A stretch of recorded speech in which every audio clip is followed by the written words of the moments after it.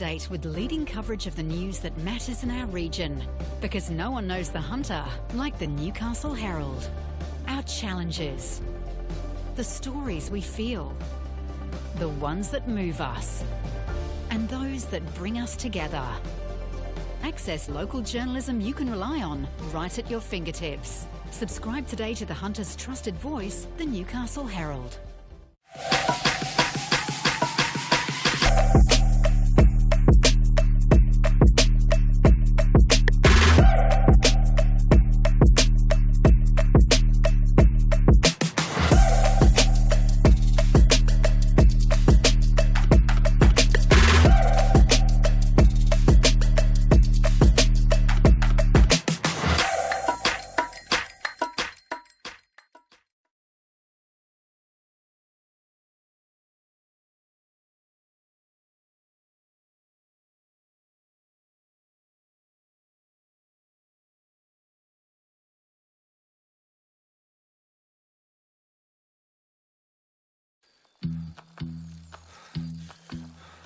Oh yeah, that's the feeling.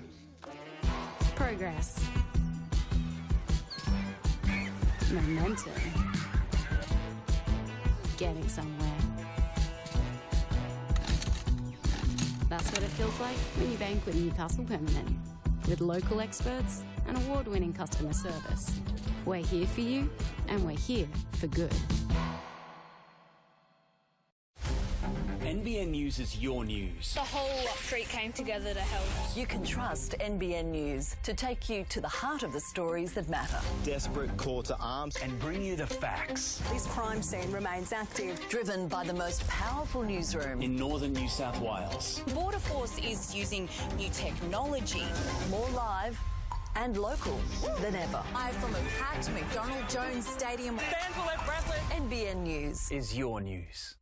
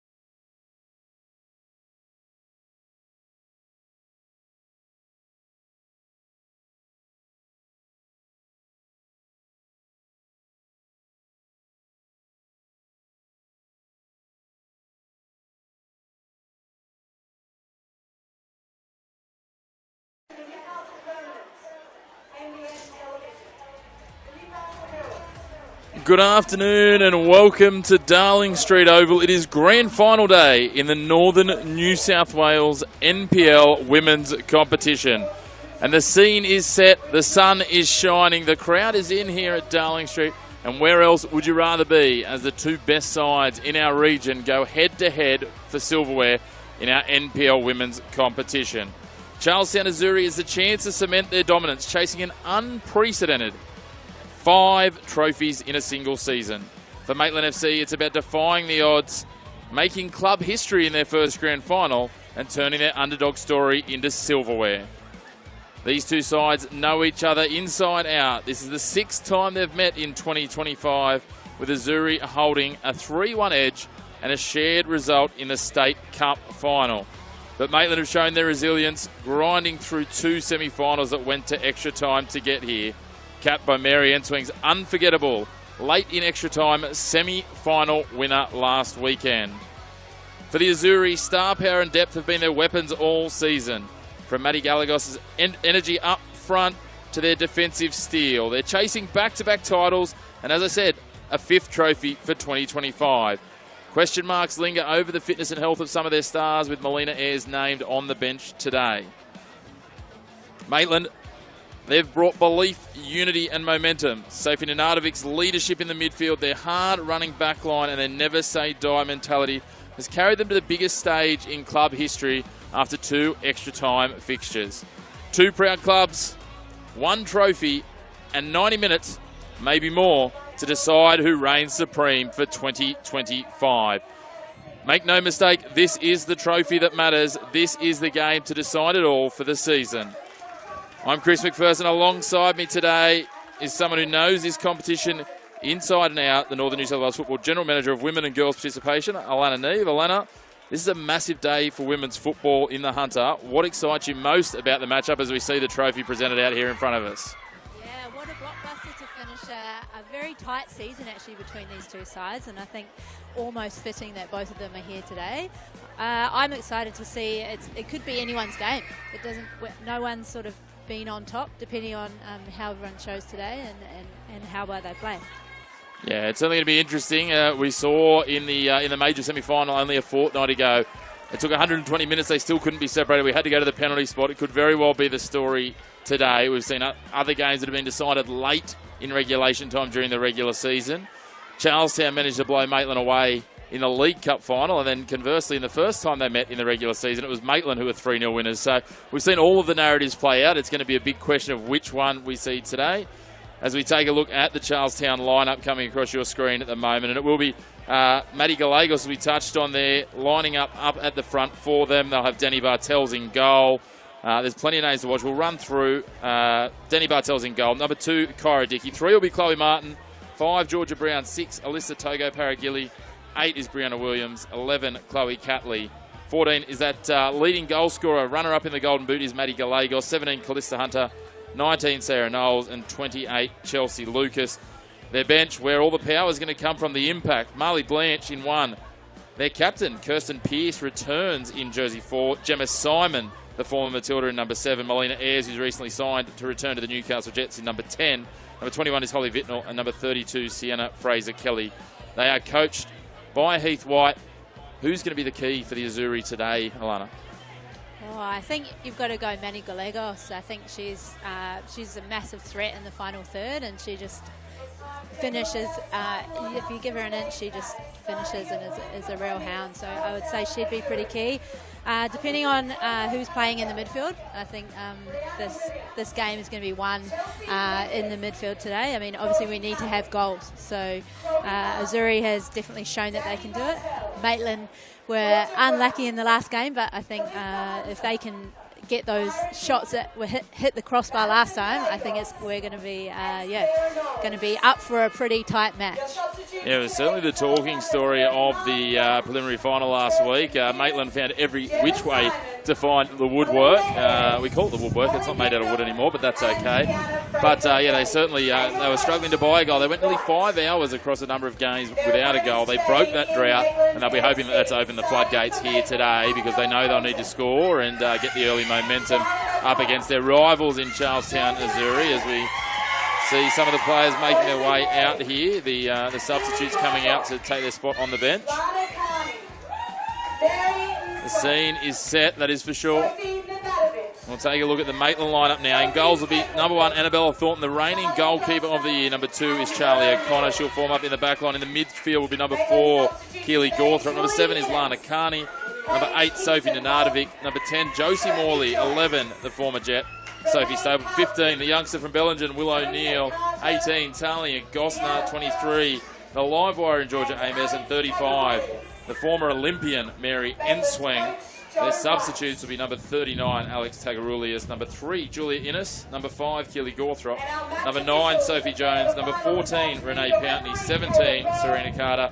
30, Sienna Frost, and they're coached by Joe Wright. It's going to be an interesting moment for a few of these young girls on the bench. Alana, we're talking about this off air, because for a couple of the Maitland players, they've just played in a reserve grade grand final loss. So how do you get yourself, if you're going to be called to be injected late in this game, back into that mindset? It's got to be tough after having lost a grand final already today. Yeah, it is. It is. You just kind of have to draw a line in the sand and forget what's just happened 5 minutes ago and really focus on this game. Certainly do. It'll be interesting to see, as we said, plenty of A-League experience on both sides of this clash. And again, interesting to see what Maitland FC can do. Mary Ensweng has been absolutely electric for them. A great pick up the South African international earlier this season.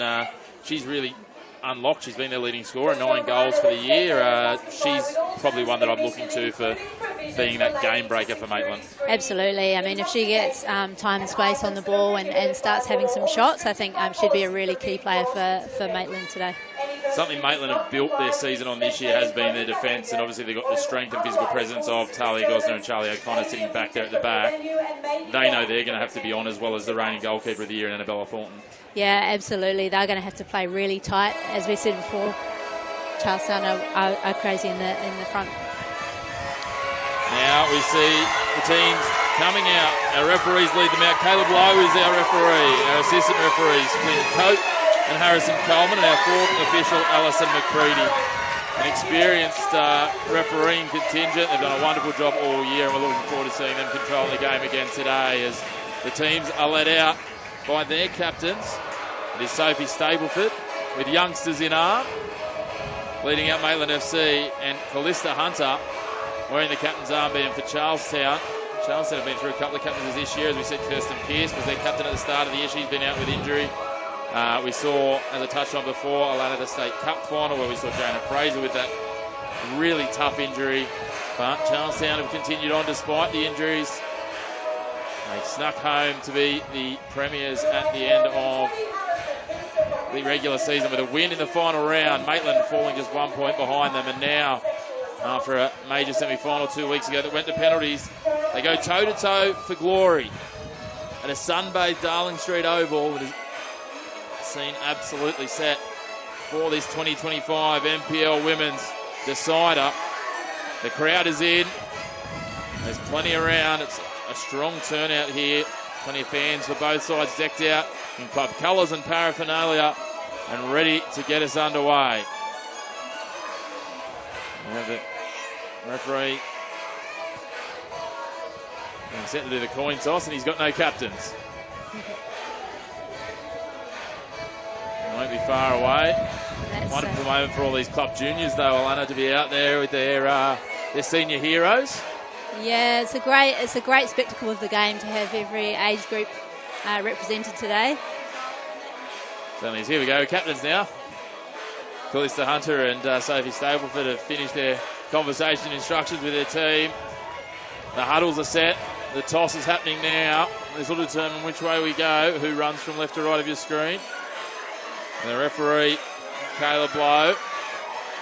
It's always an underestimated part. Everyone talks about the teams battling it out to get here. The referees, it's a bit of a cutthroat thing for them as well. This is being recognised the number one referee in the women's game for Northern New South Wales, which is no mean achievement for Caleb. So an opportunity for him to be on the biggest stage as well, and his assistant referees and fourth official. So wonderful to see, well deserved.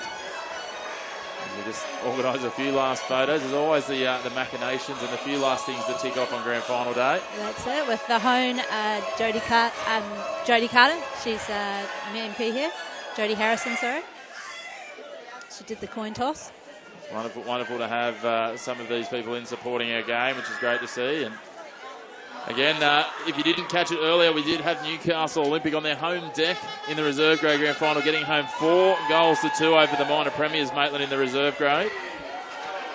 Maitland had to do it the hard way to get to that decider after being minor premiers. They went to a penalty shootout in the major semi-final, like their first grade team, but then again, like their first grade team, won out last week in a prelim, but unlike their first grade team, they'll be hoping that the first grade get the win today.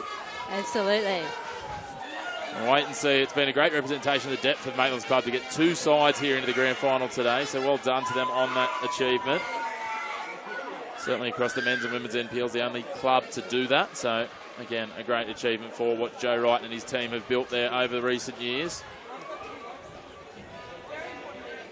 But again, a few last instructions. The teams will take their time here. Charlestown the first to break out of their huddle. They all go from right to left of your screen in their traditional fitting of the Azzurri name blue kit. While Maitland get their team photo. Kick-off only moments away. 90 minutes to decide the title. Two fierce rivals. They know each other well. This will be the sixth time they've clashed in 2025. Both sides have managed to find victory in that. They've had games that have gone to penalty shootouts as recently as a fortnight ago. Maddie Gallegos, the runner-up in the Golden Boot, will get us underway. Will she be the magic here? Will it be the impact from the bench of some of those names? Ayres, Pearce, Simon that does it? Or maybe it'll be Mary Enswing for Maitland, or Georgia Amos, or again, the experience on their bench of Gawthrop, Jones, Pountney. Only time will tell. Caleb Lowe gets us underway here at Darling Street. And straight away, Charlestown with the ranging, lofted ball. And Ardovic gets an early touch. Matty Gallegos makes no mince of that, just nudging Charlotte O'Connor off her feet. Both sides using a bit of physicality early. Morley. The first throw into the match, and that'll go the way of Maitland.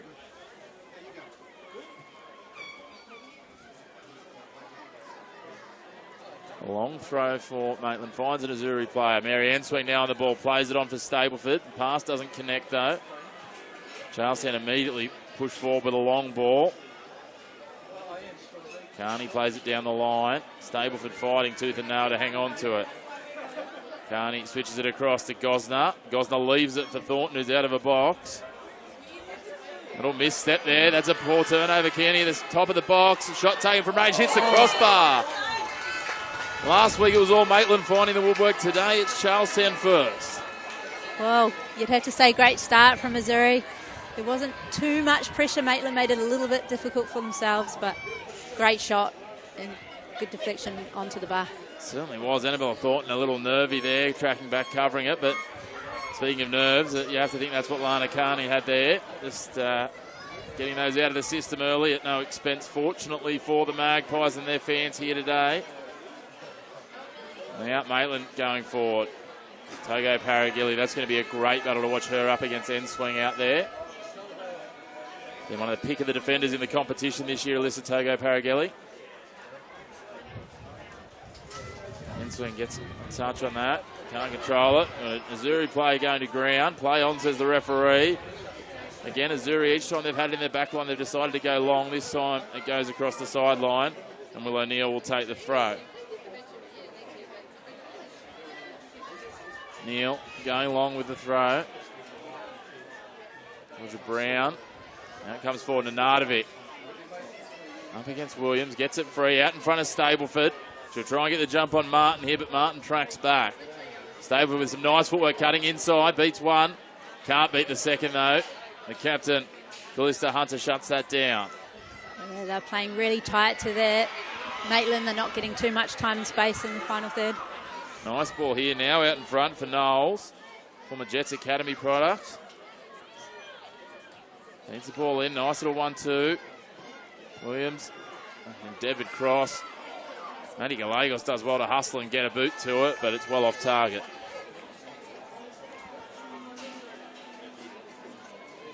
Charlestown certainly showing plenty of intent early. Yeah, I was just about to say that. They are getting first to the ball. They're not letting Maitland have any time and space on the ball at all. Interesting to see how that continues on. Obviously, trying to shut down those attacking routes, but the likes of Enswing and Stableford, the way they can use the ball in close quarters, it is a risk, but so far working well for Azzurri. That hard, tight marking. Quite sure that's the bounce that Georgia Brown was expecting. She wore that one in the forehead, and the ball now falls friendly. Georgia Amos back in for Enswing. Nice control. Enswing brings it back across, an optimistic pass, trying to thread it through about 5 Charlestown defenders, and it finds its way back to Will O'Neill. Nice little touch around, just a little too much angle, and it'll trickle across the sideline for a throw. Well, Azzurri are committing a lot into those backline. It's making it very difficult for Maitland to play through. It'll take a lot of energy to do that, though, in the sun today, so it'll be interesting to see. Georgia Brown still just wiping the tears out of her eyes after she got that awkward bounce up under the nose and forehead before. Will O'Neill drives long, looking for Enswing. Awkward floating pass. Gets past Hunter. She retreats and drives it forward, looking for Lucas. Lucas off the head. Now driven forward. It's Chloe Catley sending it up. Williams pushing a long way forward from midfield. Gallegos will take a pot shot. Thornton just pushes it down off the hands. Couldn't take it again. Looks like just from a couple of the early pieces that the ball's really sitting up off the deck a couple of times. Both defenders and the goalkeeper there have been surprised by the bounce. Yeah, and it kind of happened in the game previously as well. Hopefully they adjust as the game goes on. Opportunity here. Amos into the box. couldn't get a shot away on balance. Falls to the side as she hits it, and it is a couple of metres wide of the goal. Danny Bartels just reorganising her team, just calling for a bit of composure. Sends them to the left.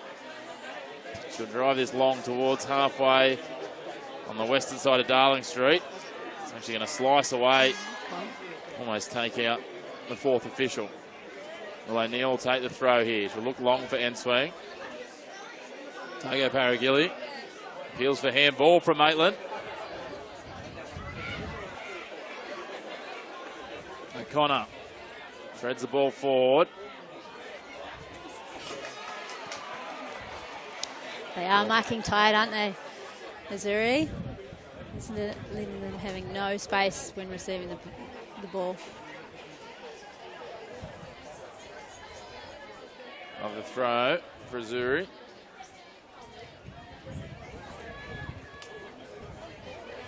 Now Gawthrop working on the ball, feeds it back. Neil loses control at Lagos. Seems very keen to pull the trigger today. Definitely wanting to go forward as quickly as possible. On goal. Might just be a balance to be found there. I wonder, with the fact that Heath White's named Melina Ayres on the bench, whether Maddie Gallegos is feeling a little more weight on her shoulders. Even, you know, we had that major semi-final where Ayres didn't play, but Gallegos was probably expecting her return. It was talk at that point that it was only precautionary. Yep. But again, we see her on the bench today, so it'll be interesting to see if and when. Yeah, I was going to call her a recent Newcastle Jets signing, but she's a re-return to the Newcastle Jets, which is wonderful to see for Jets fans. Absolutely. I wonder if she'll actually feature in a couple of weeks' time in that big clash between the Northern New South Wales All-Stars and the Jets. A few of the current NPL players potentially in the Jets side. A few already contracted, and a couple more that you'd expect might pick up contracts. Mm-hmm. Sarah Knowles just pops his back for Georgia Brown to take the throw. Brown goes long. Gallegos a header in looking for Knowles. Will O'Neill and saving Nenardovic. Not the best of communication, but it works out okay. Gosney goes down the line for Enswang. Brings it back in. Brown just prods it across the line, and Keely Gawthrop will go the quick throw. Will she? No, leaves it behind for Will O'Neill. Certainly feel Charlestown have had the best of the opening exchanges here. 7.5 minutes gone. Nice little ball back in for Gallegos, but Williams wasn't ready. So Maitland converge and take it away. O'Connor, Morley, Carney looking for Stableman, but it's picked off, and Charlestown immediately go on the counter here. What can they come up with? Lucas out wide. Can she get the cross in? She can get a cross in, but it's well away from the target and spits out to the right of goal. So Maitland had a little bit of the ball in. I think they feel comfortable when they can control the tempo and pass the ball around, but they just haven't had any time to be able to do that. So it was good they strung a few passes together. Charlestown certainly looking to try and disrupt that rhythm. Maitland are, as you say, very comfortable to sit in possession for long periods. They don't necessarily need to go forward, but Charlestown with their tight marking, forcing errant passes, and again they turn it over. Kyra Dickey does well there to hang on to it. JC Morley down. Hopefully nothing major. Now she's back to her feet. Again, a shot taken. Charlestown, they're dominating possession and territory, but as soon as they get anywhere where there's a sniff of a goal, they're just taking pot shots at the moment. It's an interesting tactic. It is, and particularly when they could have had a little bit of time to take that shot.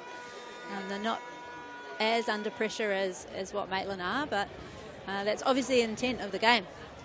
So try and score as quickly as possible. Kelly Gawthrop wins out there. Morley drives it long, a little wide of her intended target, and we'll have another throw.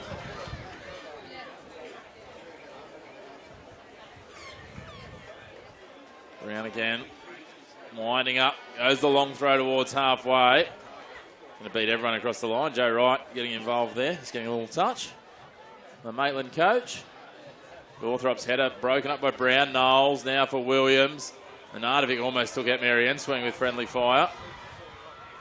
Don't want to come off second best in some physical contact with Sophie Nenardovic. She's not going to come in at half pace. No. Now Enswing, Togo Paragilli, ball put out in front. Amos in a foot race. Bartels read it well, got out of a box, didn't get hold of all of it though. And Gawthrop will push this wide, looking for Stableford, but Martin will snaffle it up for Azzurri and drive it across the line, the sideline, just over halfway. Charlestown, all energy. Just working really hard in terms of marking up player to player. They've just got to be a bit cautious. They're so intent on making sure that any options for the first pass are marked, but Georgia Amos nearly snuck in behind there.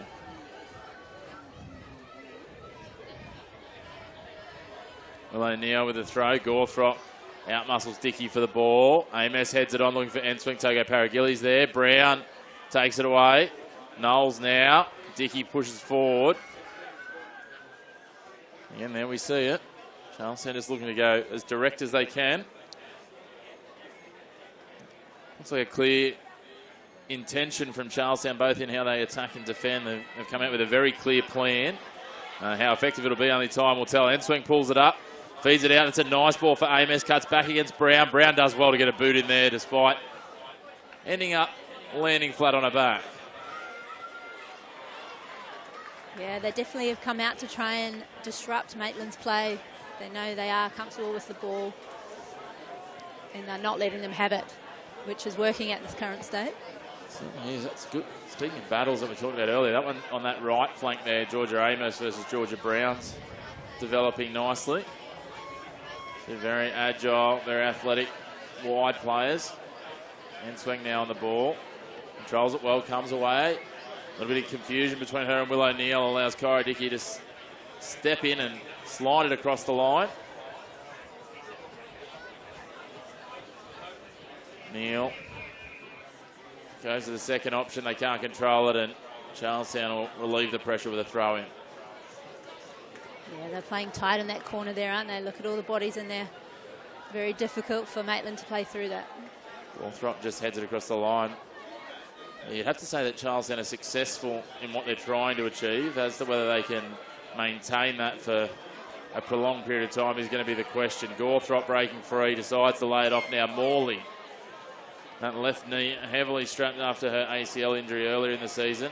A wayward pass is picked off by Brown. You can see the pressure starting to mount for Maitland. They're not comfortable with how Charlestown are dictating play, and it's leading to some mistakes in their normally fluent passing game.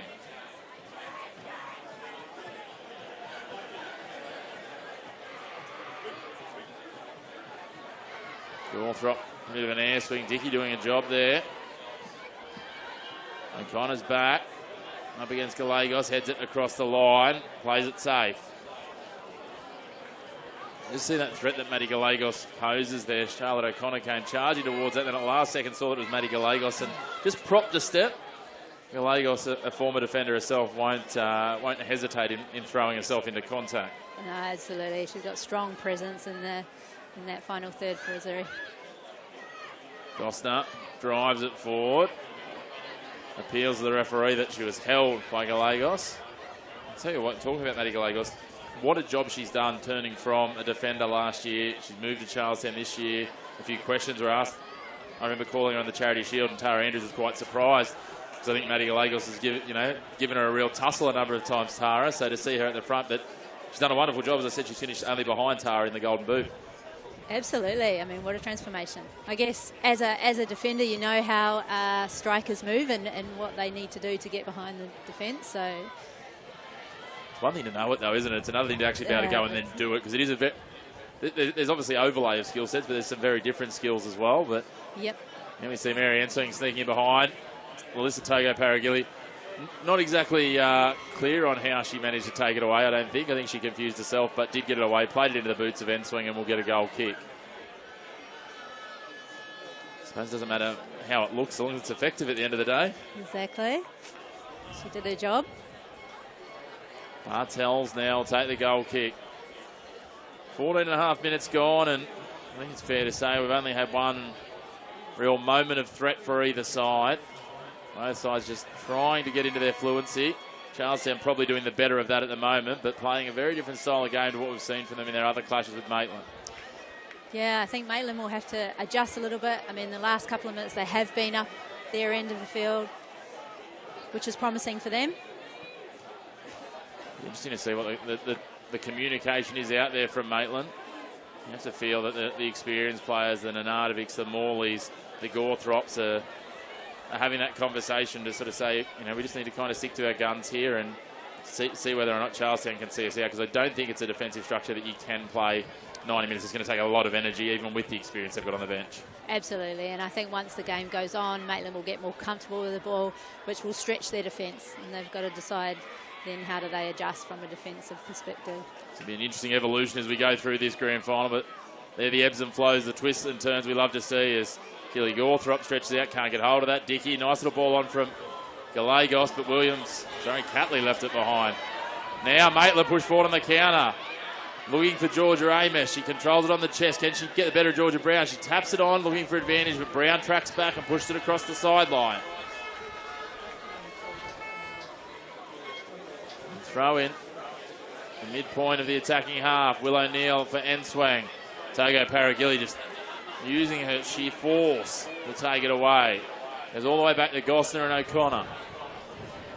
O'Connor sees space in front, takes it forward over halfway, looks to loft it out for Sophie Stapleford, couldn't find the target, and falls into a hole in midfield. Morley comes across and takes it. Now Stapleford. Carney back looking for Stapleford against Martin on the outside. Will she cut back to the inside? No, she takes it towards the byline. Martin pushing, pressuring. A little nudge from Stapleford, the referee calls it a foul. Better play from Maitland, getting in behind the Azzurri defenders.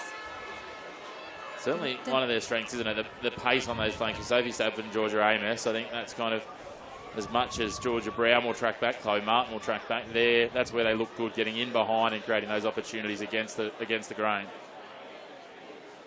Absolutely, and if they can do more of that, then that stretches that tight defence.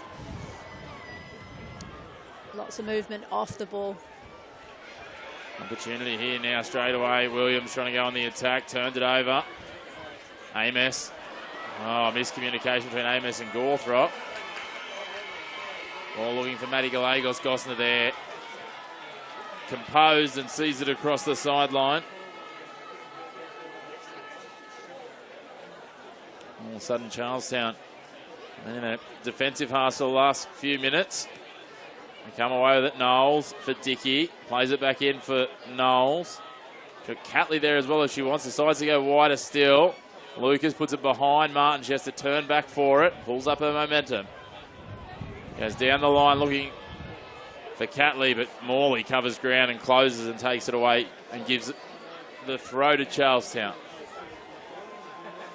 Tell you what, it's great looking at certainly from our point of view, but you can see it on the screen and the shots as well. The big, strong contingent of fans from both sides turning up. Here's another half-hearted shot, and Annabella Thornton gets lured into just getting a little hand on it, and we'll see our first corner of the grand final. It's potentially could have left that, but I guess here we see it again. Just had her in two minds. So she wasn't sure that it was going to go across the face. And just poke that hand out. She'd love to have that again, I think, and either commit to getting out and getting two hands to it. But hindsight is a wonderful thing. That's it. Unfortunately, they don't have replays. They don't. We do, and so do the people at home, which is wonderful. Next best spot to being here at Darling Street. Chloe Catley steps away. Togo Paragilli drives it along the ground. They try to sweep it around for Catley, but Amos reads it well. Enswing returns it to Amos. Maitland starts sending numbers straight away forward. Sophie Stapleford switched to the right there to try and cover up. And creates an attacking option. Amos puts it out in front. It's going to be a foot race. Stapleford v Brown. Stapleford closing. Brown gets in, gets a boot to it. And not for the first time today. Ends up flat on her back. She's putting absolutely everything into it, is Georgia Brown. She has made some crucial tackles this far at this early part of the game. Almost 20 minutes gone here at Darling Street in the 2025 Northern New South Wales NPL Women's Grand Final. These two great rivalries this season. It's built to this. You feel like it's a perfect and fitting finale for the season. Georgia Amos is going to have to be careful there after not only conceding the throw, giving some fairly what appeared to be vociferous feedback to the assistant referee. Brown again with the throw. She's had plenty of them already today. It feels like the ball spent a lot of time on this grandstand side of Darling Street Oval early in this grand final. Nenadivic. Stableford calling for an end swing, gets a touch. Nenadivic tracks back. Williams takes it away though. Good defending. Now Gallegos under pressure from Gosner. Will O'Neill comes in, sweeps around and takes the ball back to Thornton.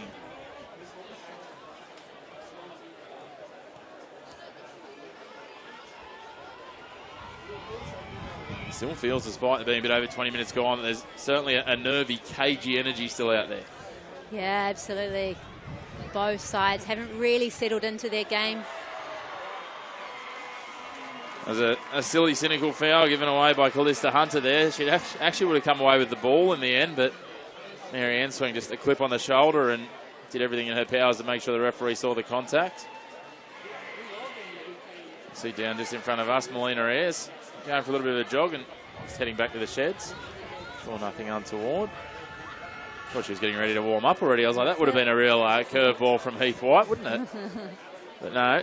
Now Gawthrop against Dickey. The two of them have been toe-to-toe a little bit already today. Two very solid midfielders. Now O'Connor taking it forward. Stableford back to O'Connor. Tries to play it in the box for Enswing. A little overhit.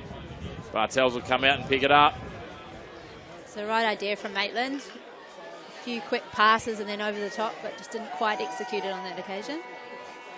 Gemma Simon also going for a wander, getting a few cheers from the crowd here, the former Matilda. Huge amount of experience on that bench for Charlestown. Obviously, there's quite a bit for Maitland as well. Like, you look at Maitland's bench, and then you think how much more is on Charlestown's with Pearce, Simon and Ayres. It is a plethora of experience and skill to have that triumvirate on the bench. I'm sure Heath White is looking forward to when he gets to deploy them to really add some spark to this game and to know that if it is tight late in the game, to send them on fresh with their skill levels. Yeah, I have to say they're game changers for sure. It'll be exciting to see them come on at some point. Certainly will. If you had told most people at the start of the season that those three would be starting on the bench for one of the teams in the grand final, they would have looked at you very puzzled. That just talks to how well some of these Azzurri players have taken to roles and stepped into their spots with injuries and absence during the season. So we see Nenadivic drop this forward for Amos, heads it out in front, looking for an advancing Gawthrop. Can't quite get there. Will O'Neill. Again, that bounce of the ball just drifting in the wind as well. It's a real challenging judgment. Neil will take the throw. Again, Georgia Amos just this time having a bit of a conversation with the fourth official, trying to get things going her way. Brown. Gosling gets a little touch on that and it'll race away. Another throw.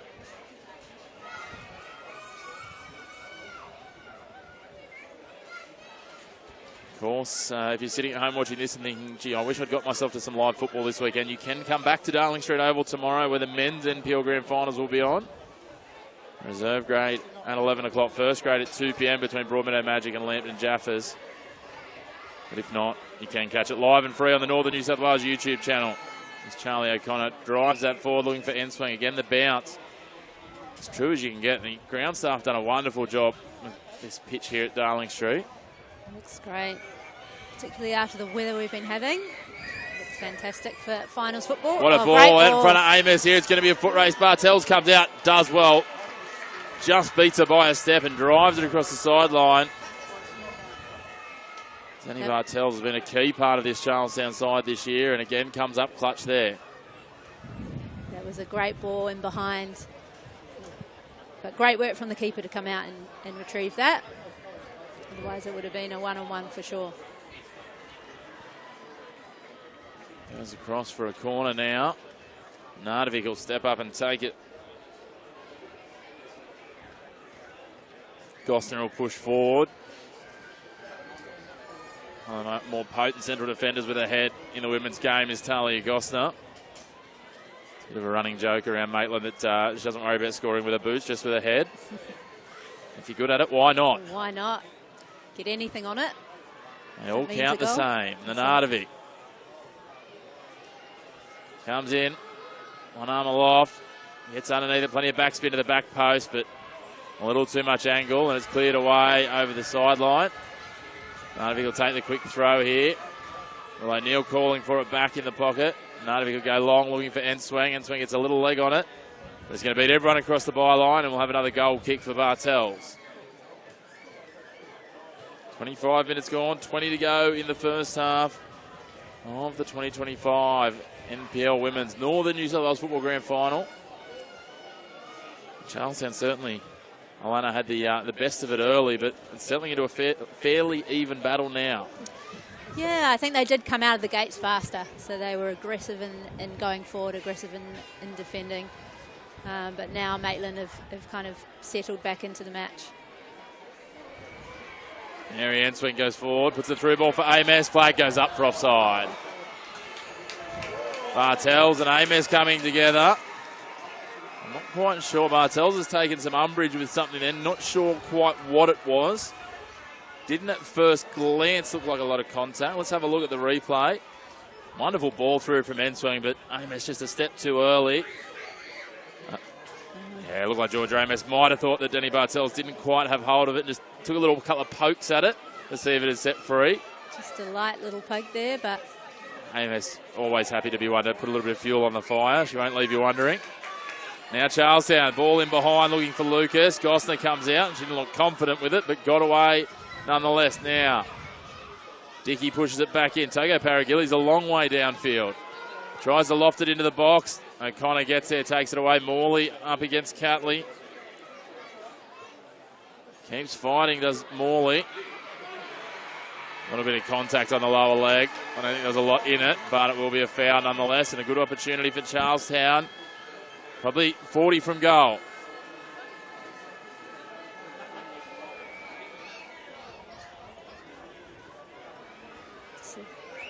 A little bit of shoulder to shoulder there.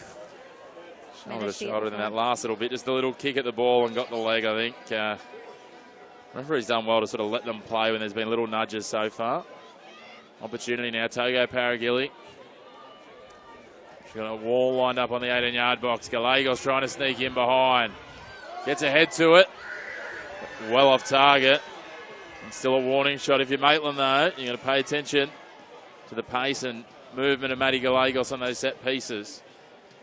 Maddie does get first to the ball wherever she is, it seems like, in the box. So a little bit of a warning for Maitland.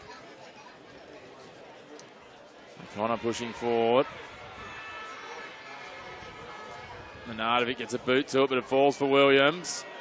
She lobs it forward. Gosner gets ahead to it, back to Williams. Plays wide now. Knowles and Lucas have switched from right to left. Knowles on the right, tries to feed it in. Nardovik's back there, and swing. Tracking away. Turns Dickey inside out. Tries to feed it through the eye of the needle, looking for Sophie Stableford. But Callista Hunter sends it across the sideline on halfway.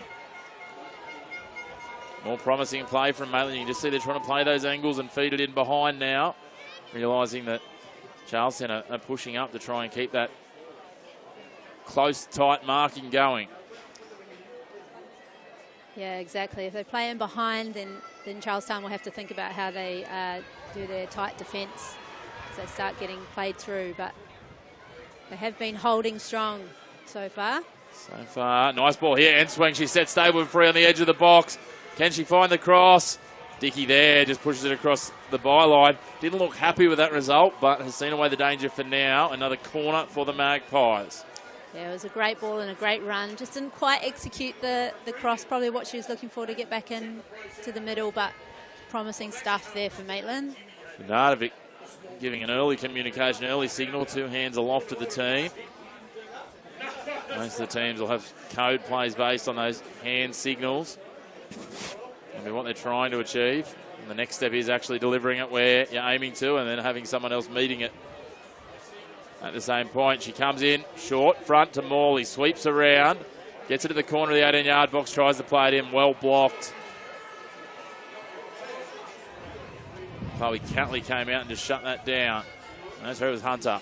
Now into the box. Lofted out by Togo Paragilli. Didn't get as much of that as she might have liked. A little glance from Maitland and Morley's head, and it'll be a throw in for Azzurri. Almost 30 minutes gone. Only really the one shot on target, as you'd call it now, though. Carney getting free. Realises that she didn't have the pace to put on the afterburner, so pulls it back. Stableford tries to loft it into the box. Togo Paragilli's there. She heads it away, and as the breeze takes it, it's going to go across the byline again, and we'll have another corner for Maitland. Turning up the pressure here as we head into the final 15 minutes of the first half. Just found some gaps in between the Charlestown defence in the last few minutes.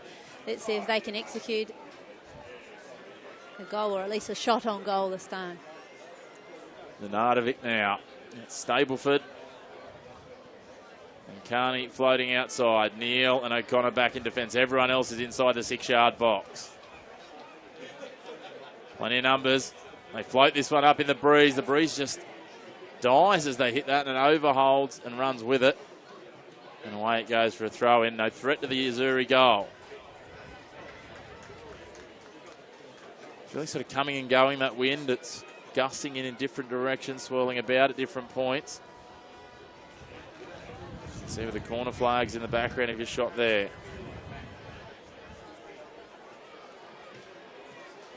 Hunter, the captain, drives it forward. Nice header there from Knowles. Misdirected passing, turned over. Hunter comes in and goes shoulder to shoulder with Stableford. And she is in a bit of the wars here. It was just awkward contact. They came together. She was just eyes for the ball only, both of them. Yeah, it's one of those 50-50 tackles, I think. Let's have a look at the replay. See them both here coming in. Here they come. Both just focused on the ball. Stableford just braced at the last moment. Tony Bartels is straight out there. The keeper. I believe I'm not mistaken, Bartels. Tina Bartels, one of the other players in that squad, a paramedic. We had this conversation when we had the injury to Fraser earlier in the year. So We did. She's straight out there. she's straight out to a teammate. Hopefully nothing too major. Just, again, awkward contact. You can just see Stableford spotted her advancing in the last second. She didn't see Sophie Stableford. Stableford braced. Wasn't anywhere either of them could really go. No, I think Sophie just kind of pulled out at the last minute and just clipped her as she went past. Certainly both teams now just having a chance to reset, regather their thoughts. It's been pretty fast paced from both teams, so they're probably happy for a little rest.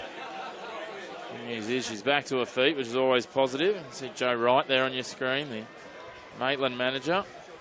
Coach just had a little bit of conversation, probably trying to work out whether plan B or plan C is the next option if they need to execute it. But they saw out the early exchanges and the pressure from Charlestown. They're starting to find some joy just getting that ball in behind, starting to create some threat. There's Heath White, Azzurri coach. Both coaches looking nice and calm and composed at this point early. Alana, it'll be interesting to see if the nerves are still there or if they're calm and composed at the same point later in the game as Gawthrop just tries to shepherd this across for a corner. Tries to turn it back against the grain. Charlestown do well seeing it off. Togo Paragilli sends it long. Enswing gets it inside the box. Turns against one, beats a second. That's nice work from Mary Enswing. Comes away again. Morley calling for it at the top of the 18-yard box. She was open. Could have taken a long-range shot. They do get a corner, though. Maitland. You can see Josie Morley just gesturing and then frustrated when Enswing didn't see her. Yeah, that's it. It was great work for a bit. I think we'll look at the replay now. You can see Morley there in the left of your screen, just propping at the edge of the 18-yard box, ready for it. But Enswing doing so well, turning defenders inside and out to earn the corner in the end. Just didn't quite see her on the top of the box. Would have been a stunning strike from the edge of the box if Morley had managed to get something on target from there. But what could have been, Nenardovic, the left-hander loft this time, floats it in towards the back post. Oh, I thought for a moment we might have had an Olympico, but not quite. Just drifted out across the face and missed everything. But I'll tell you what, I think Danny Bartel's heart was in her mouth. I think so. Oof. I think that was only a matter of about a foot, half a metre in front of that right goalpost as we look at it. That's it. A foot lower would have been slap bang on her forehead. Again, shots on target, few and far between in the first half so far. Georgia Amos gets a boot to this. Togo Paragili drives it forward. Gosner meets it. Williams gets there in the end. It wasn't pretty, but it worked out. Amos against Brown. Kyra Dickey sniped it. It looked like she just lost her footing. Now Lucas taking on Gosner. Can't control the football though. Just a little bit of a heavy touch in the end. Yeah, it was just looking at where she was going to go to next, and the ball just unfortunately rolled out. Annabelle Thornton will take the reset here as we head in towards the final 9 minutes of the first half.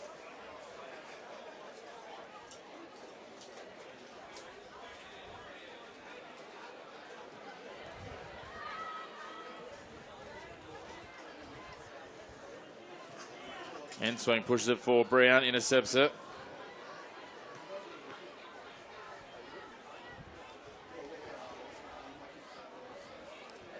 Kelly Gawthorpe just down on her haunches here. We'll keep an eye on that and how that develops. In the meantime, Brown pushing forward.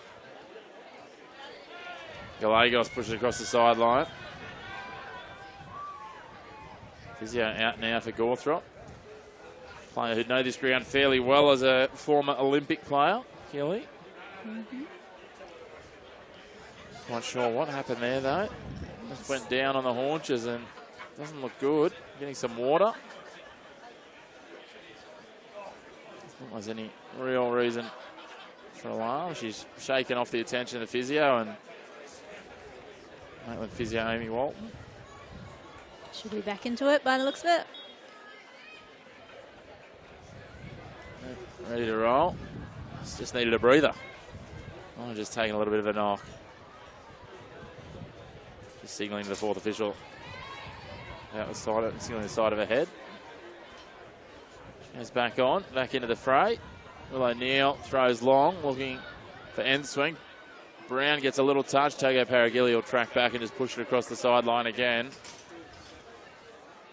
Well, it's hard to say at this point of the first half that either side's had the best of it. Both have had their chances. Neither have really looked like breaking the deadlock just yet. Mary Enswing's probably looked the most ominous. And Charlestown get, by my very quick maths, is about their fifth corner. Yeah, fifth. Sorry, Maitland get their fifth corner, sorry. Yeah, Maitland have had the ball in the last sort of 10 minutes, as you say, with a few corners, but haven't really looked like threatening the goal. Not yet. Sophie Stableford gets to the edge of the 18-yard box, curls it into the back post, a little too heavy for Talia Gosner. You can see the idea, the execution, just half a step off again for Maitland, but they are threatening. They are. Interesting to see a few teams in here today, Alana, on their silly Saturday, and some interesting get-ups, both men's and women's. I've seen the Wiggles. We've got some Baywatch down here. We've got some babies, some cowboys, and then some others that I don't even know how to begin to describe. Yeah, no, it's great that all the other teams can come and support the final. The big spectacle of women's football in the local area. Certainly is. We're going to be treated to a few spectacles over the next few weeks, though. We'll see a bit of a challenge there from Gosner. Keely Gawthrop's confused because she got the ball. She did get the ball after Gosner had already gotten Gallegos. As you see here, comes through. You see Talia Gosner come in on the right ankle of Maddie Gallegos and takes it out. As I was saying, we've got the All-Stars in 2 weeks' time. They'll take on the Newcastle Jets, and then we'll see the best of the other regions of northern New South Wales. I think the 10th of October, the Regional Super League finals as well. So lots of pinnacles, lots of great football to see. Then it'll take us well into October as Annabelle Thornton just straight out to that direct strike from Togo Paragili. It's wonderful that football starts in February when we had our Charity Shield way back on the 7th of February, and will run through to the 10th of October. It'll be the 11th of October, I think, on the Sunday maybe. Something like that. So that's 8 months of football. Just need to find out how we feel the other 4 months. So that's right, there's an A-League. There's an A-League and an Australian Championship. That's it. Football is all year round these days. No rest. We wouldn't have it any other way. Maybe some of you guys that work in the game might like a breather. Just, it's just a moment to catch your breath every now and then. Maybe a week or two, but yep, we're straight into it. That's even just a couple of days. Yeah. We've got Gosner now on the ball. She looks to go long in behind for Amos. That's a nice ball for Georgia Amos at the edge of the 18-yard box. Lofts it towards the back post, but again, the angle just a little off. Right ideas for Maitland. The execution just a couple of metres, a couple of degrees, depending on the opportunity off at the moment. Yeah, they're getting the right idea. Behind, great run. Georgia Brown just caught a little too tight. This is the challenge with that very tight defending, is you can't be tight and be ready to react to those. There's got to be a little bit of a trade-off, and they've caught them a couple of times. They just haven't been able to make them pay yet, Maitland. But they're asking some questions. Interesting, Denny Bartels, every time with these goal kicks seems to just be slicing them. I know she's got a bit of wind coming across her from what would be from her right to your left, her left, so towards the camera. It seems they're intentionally playing towards the sideline, just happy to break up and minimise continuity of play as Mary Enswing gives away a foul inside the 18-yard box. There was another great ball from Talia in there, finding Enswing. They look like they're starting to find their range with those long balls in. It's just about finding their range with the next ball on. Will be the danger for Maitland, and if they do, a little bit of confusion there between Gosner and Nenardovic. Well, O'Neill just prods it long. Brown's there this time, on for Williams. Gawthrop working hard. Nenardovic coming in against her opposite number. Kyra Dickey loses the footing, but she's hanging on to the ball. Nenardovic just keeps on pushing, keeps on hustling and wins out. Georgia Amos with a dangerous air swing there through underneath the boots of Brown. Takes it away and Brown puts it across the sideline. Amos always an entertaining one to watch, Alana. She wears her heart on her sleeve, I think it's fair to say. Yep, she definitely does. Never gives up. That's what you like to see. Throw in for Maitland on this western side. Sun coming out from behind, one of the few clouds that's here today. It's a perfect blue sky day. We couldn't have asked for better weather. Sunshine, but not too hot. Lucas now on the turn, gets around Neal. Nenardovic comes through, they collide. The referee waves away any chance of a protest before it even starts. Morley gets a little nudge, much to the perplexion of Brianna Williams. Yeah, she did clip her. Not a massive clip, but still got the free kick. It was one of those ones, I think if play had flowed on, there would have been a very short advantage. Yeah, it wasn't even on the ball playing foot, so you can't really have any defence.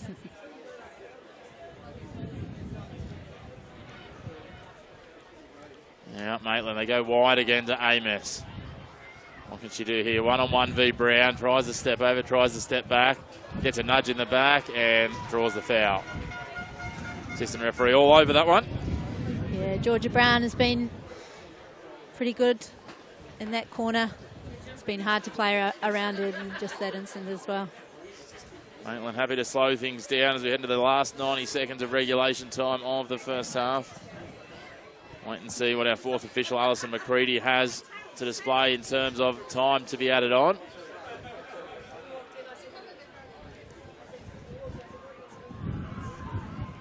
Lucas and Brown will form the two-player wall on the edge of the 18-yard box.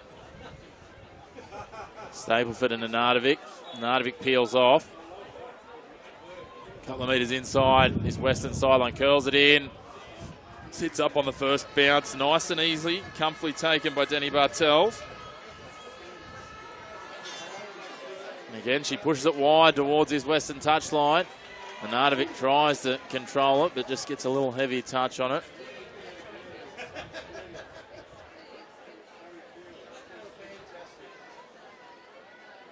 Gosner gets that with her hip, I think, in the end. Williams takes it away, tries to feed it through the pack. O'Connor comes racing forward.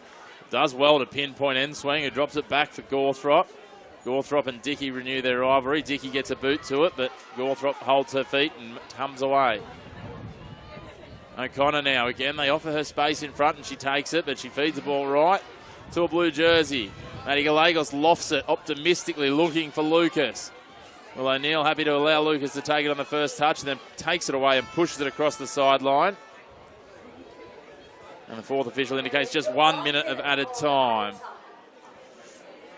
So not long to go until we go to the break here at halftime in the 2025 NPL Grand Final. And Azzurri, well, they have the last say here, a corner, an opportunity to break the deadlock. They've made a fine art of scoring late goals, more so in second halves than first halves this year, but they will take it nonetheless either way. I'm sure Heath White would love nothing more than to have a lead after Maitland have had the last probably 25 minutes of territory dominated.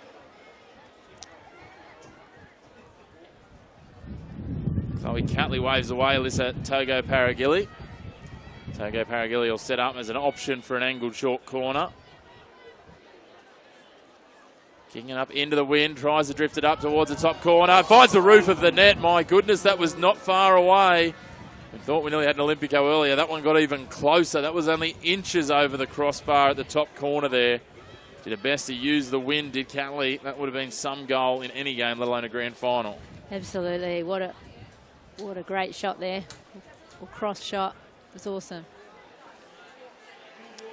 I'm not sure whether she intended a cross or a shot either way. She would have been claiming that she absolutely meant it if it went in the net.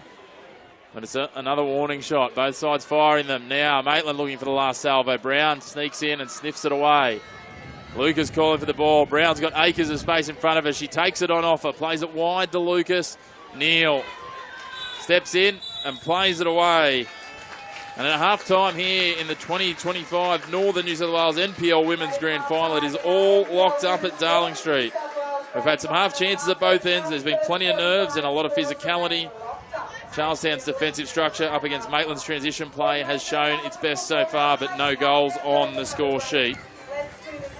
We will head to the break now.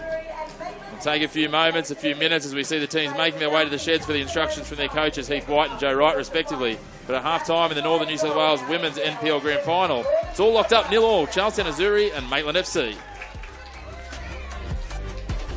Stay up to date with leading coverage of the news that matters in our region, because no one knows the Hunter like the Newcastle Herald.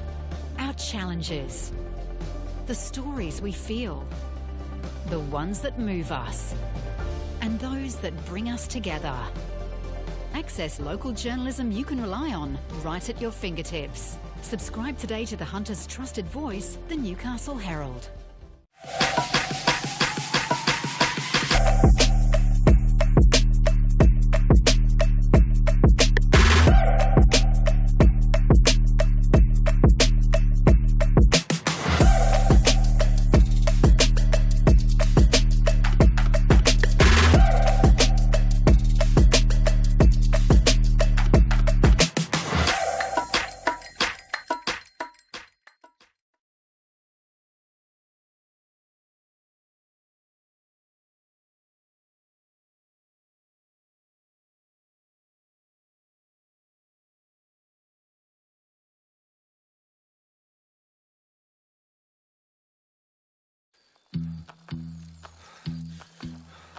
Oh yeah, that's the feeling. Progress. Momentum. Getting somewhere. That's what it feels like when you bank with Newcastle Permanent. With local experts and award-winning customer service. We're here for you, and we're here for good. NBN News is your news. The whole street came together to help. You can trust NBN News to take you to the heart of the stories that matter. Desperate call to arms and bring you the facts. This crime scene remains active. Driven by the most powerful newsroom In Northern New South Wales. Border Force is using new technology. more live and local than ever. Live from a packed McDonald Jones Stadium. Fans were left breathless. NBN News. Is your news.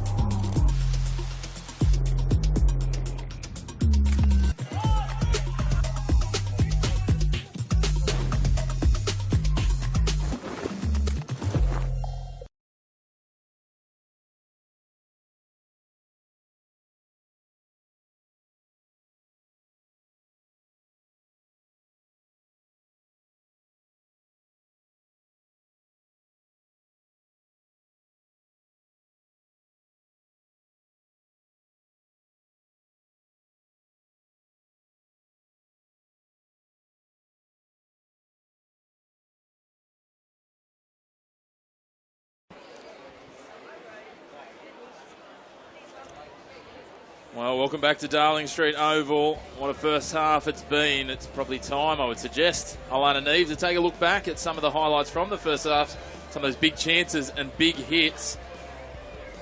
And it all started with Charlestown Azzurri firing the first shot, and my goodness, it was so close to opening the scoring early doors from Maddie Gallegos. She found the crossbar. A few other chances here. Gallegos again just making a bit of a nuisance of herself in the first half, keeping busy. Then it was Sophie Stapleford working her magic. And she went toe-to-toe with Chloe Martin. Unfortunately, a little too much magic in the end as she gave away the foul. Another pot shot from wide from Charlestown Azzurri. Lured in Annabella Thornton and just a little tap on, earned a corner. We saw Mary Enswing fouled by the captain for Charlestown. Enswing was in the thick of things, playing this one through for Georgia Amos, who a little over enthusiastically for Danny Bartell's liking decided to prod after that one. And saw shoulder-to-shoulder work here.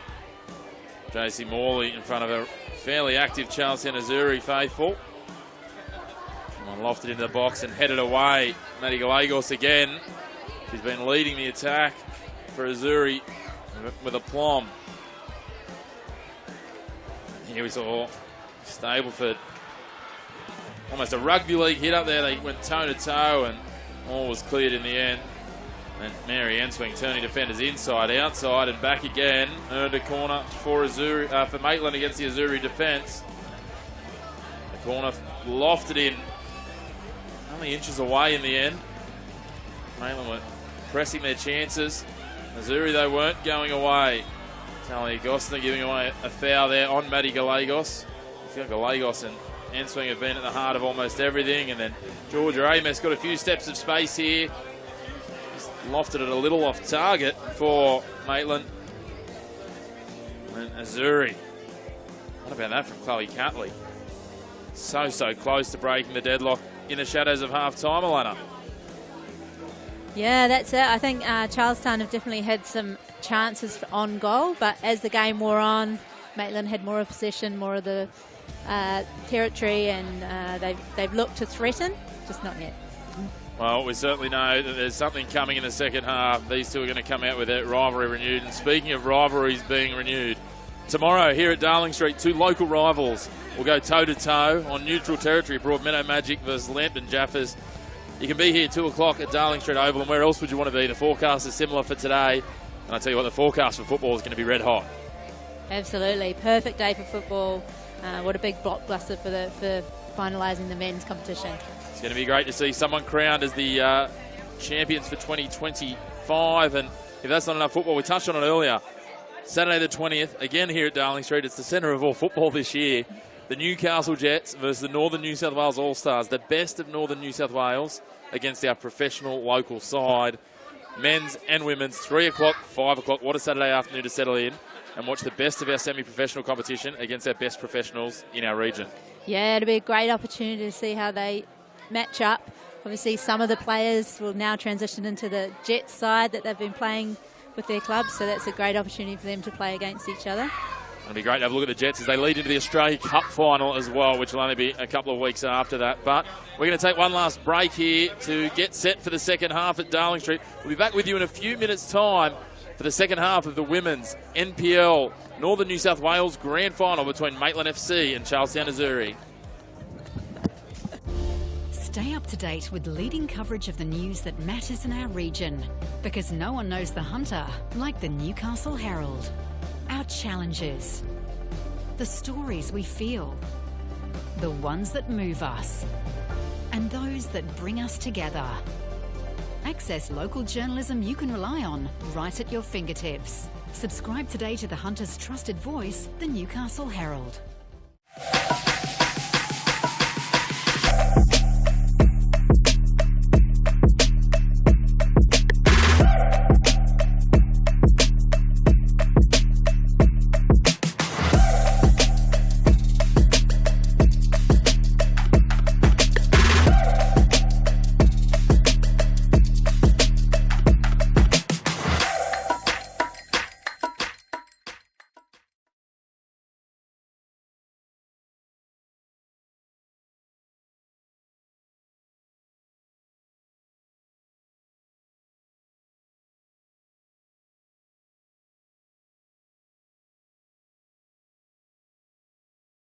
Oh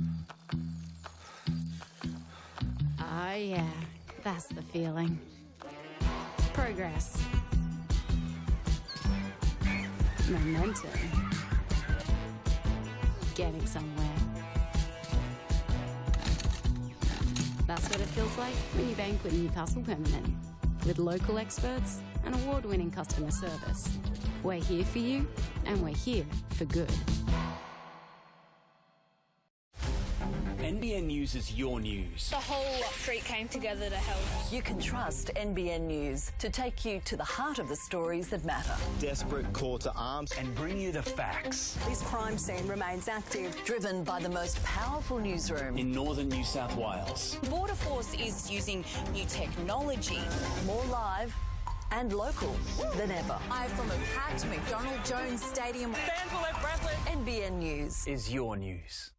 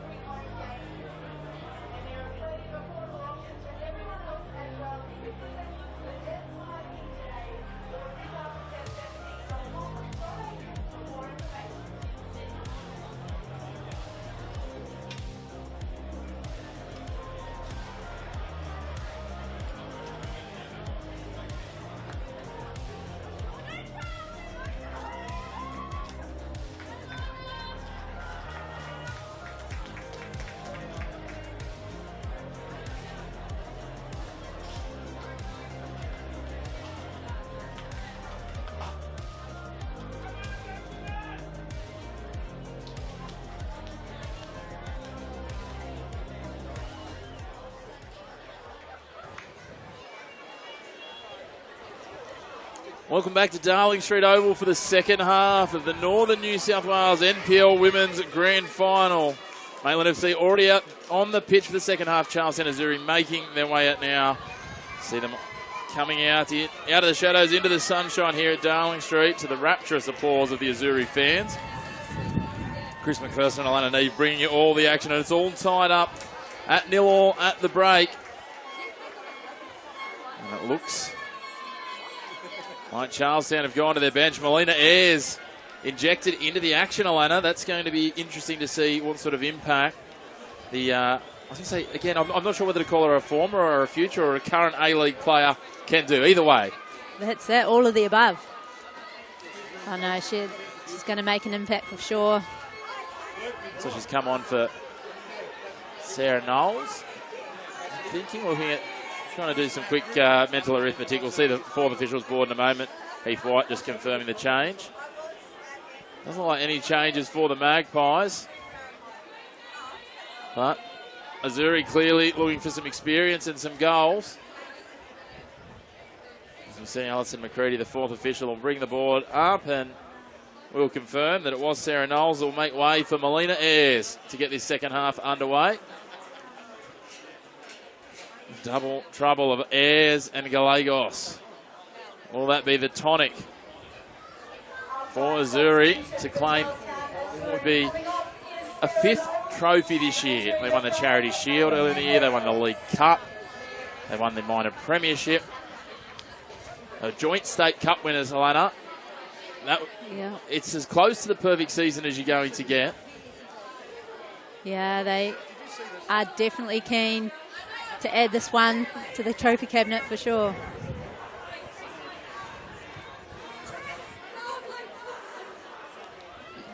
Kelly Gilthrop now taking the ball forward. Plays it wide, looking for Lanakani. Let's throw in for Maitland. Also in the second half, Maitland in there. White and black heading from right to left of your screen. 45 minutes for one of these teams to seize the impetus and take the trophy in regulation time. Or will it, like the major semi-final, be going into added time and maybe even penalties? Only time will tell here at Darling Street. Georgia Brown and Sophie Stableford going toe-to-toe. 2 for Maitland at half-time, Alana. While they didn't make any changes of personnel, they have switched up sides. Georgia Amos now on the left. You seem very distracted, Alana. I don't know what's going on here. I don't know. We've got a couple pesty of seagulls getting about. That's a couple of our fans.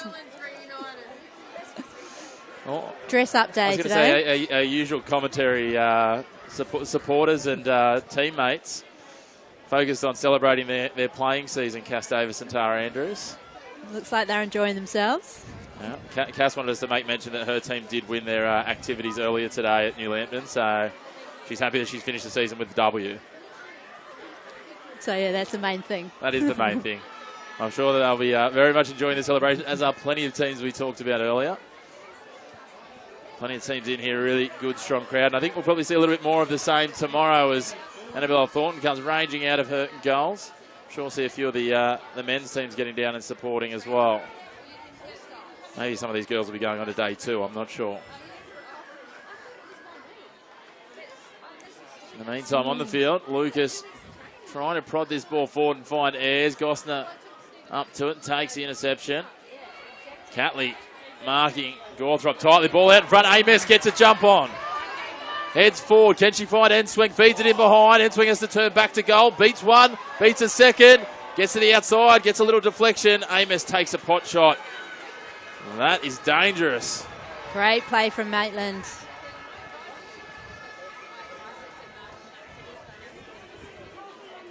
Had no answer then. That ball was so close. Let's have a look at this run here. Let's push forward. The pace of Amos gets a jump on Togo Paragilli. Tries to shut things down. The ball fed in behind for Enswing. Hit a turn and almost got that shot away. That's a dangerous 1-2 combo. Amos and Enswing. Absolutely. That ball had gone in front of Enswing for her to have a shot. That could have been a very different story. Great start from Maitland, though. Melina Ayres gets a first touch. Now, getting a little bit of push and shove with Lana Carney.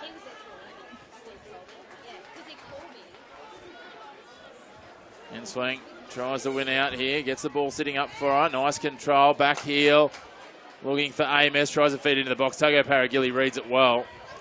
You feel on pace that looks like a little bit of a mismatch. We'll come back to this. A foul. The referee says a tug on the jersey from Callista Hunter. And I was just going to say, looks like early on a bit of a mismatch here. The pace of Georgia Amos up against Chloe Martin. Chloe Martin very good at shutting down lanes. Very good at using her physicality to block lines. But again, it's hard for any defender. We saw that Georgia Brown was working overtime in the first half to shut down that pace of Amos when she gets any sort of step or jump start on you. Yeah, Azzurri, we've got to watch that here because Amos has got able to get through beyond the line a couple of times in the first 5 minutes. Well, this is a dangerous opportunity. Nadavic just outside the 18-yard box. Lofts it in, looking for the head at the back post. Bartels with a spill. Body's coming in. Bartels has taken a play to ground, has she? There's appeals from Maitland. Kelly Gawthrop feels she was fouled there. Signalling she's grabbed her around the neck. Let's just have a look at the replay. See them come together. I'll tell you what, she might have a case. Hard to tell clearly. A lot of bodies in the way. Referee a lot closer than us, but at the end of the day, the decision is final, and we're coming back for a goal kick, and Danny Bartels just cleaning herself up as well. Yeah, she was in the thick of it there. Tangle of bodies of Maitland. The referee's tried to wave her on and she's waved him off. Let's have another look. See Gawthrop come in. Bit of a stray arm, I think, from Gawthrop as she turned away. Might have got Bartels, and then Bartels retaliated by grabbing her with an arm herself.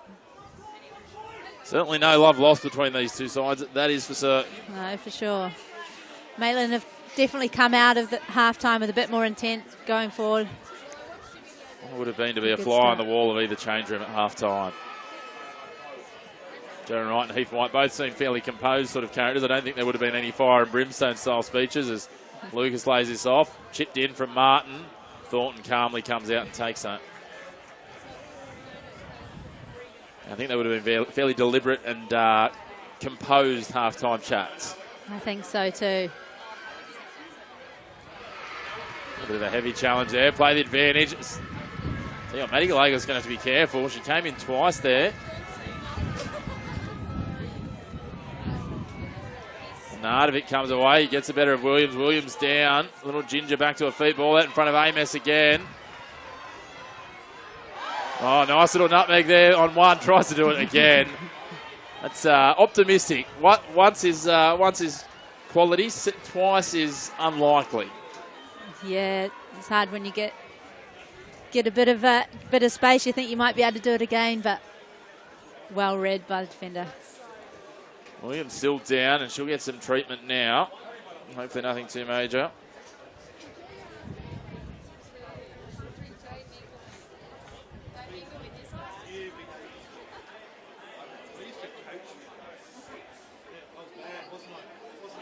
So yeah, Maitland have come out really strong in the second half. So a lot of the ball. Certainly have. Obviously, whatever was said at half time seems to be working. Let's have a look back at the contact here. It's a little bump. Seemed quite innocuous, didn't it? Didn't look like it was too strong, but may have just clipped her in the wrong place, or the knee it's twisted in some way. So still getting some treatment. Might have just been a knee-on-knee knock maybe. Always a really tough one, and she's got that knee already strapped, so she's got some issues with it. Yeah, she's walking quite gingerly on it. You say Maitland carrying her off. Sophie Nardovic just soldiering it. That's some lovely sportsmanship.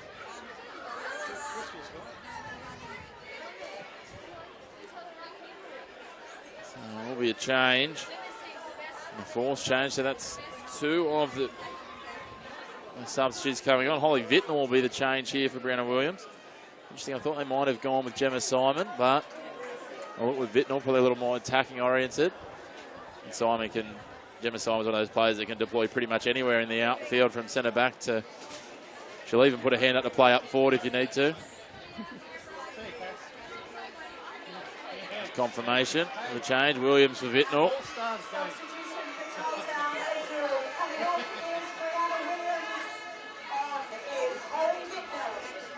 So now, what can Holly Vittnell do as the fresh legs injected in here?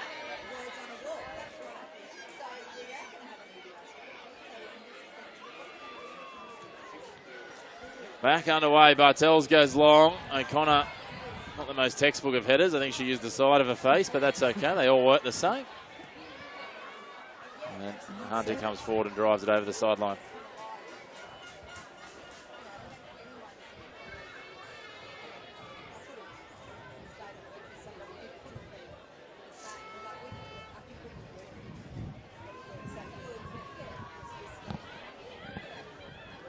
Official crowd announced just before, just over 1,400 in attendance here today. A good, healthy crowd at Darling Street for our women's showpiece. This throw goes long. Enswing goes tracking it down inside the byline. Holds it just inside the byline. Tries to draw in Chloe Martin, and Martin comes for it. Yeah, well defended by Martin. Did well. Vittnell gets a good early touch after her injection. A touch from Charlotte O'Connor. Not quite so good. Loses control of it over the sideline. Just ran out of room there.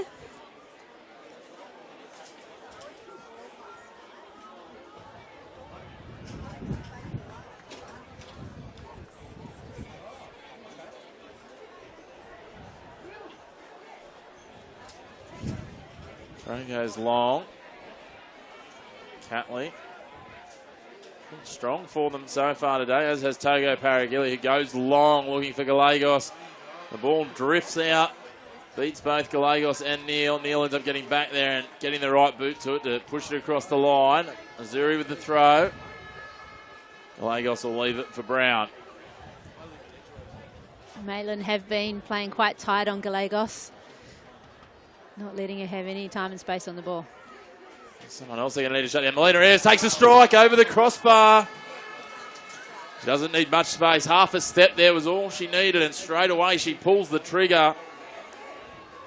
Have a look at this. Ball just pops in front of her. One touch off the left, two touch off the right, and bang, not far away from the target. It's a great warm-up shot for her. Just making herself known she's on the field. That's where it becomes quite a job now for the Maitland defence. Can't overcommit to Maddie Gallegos because that's going to leave Melina Ayres open, and vice versa. I wonder if that was a predetermined substitution at half-time that Heath White came in knowing. If you've got a reasonably fit Melina Ayres, you want to get a good chunk of game time out of her.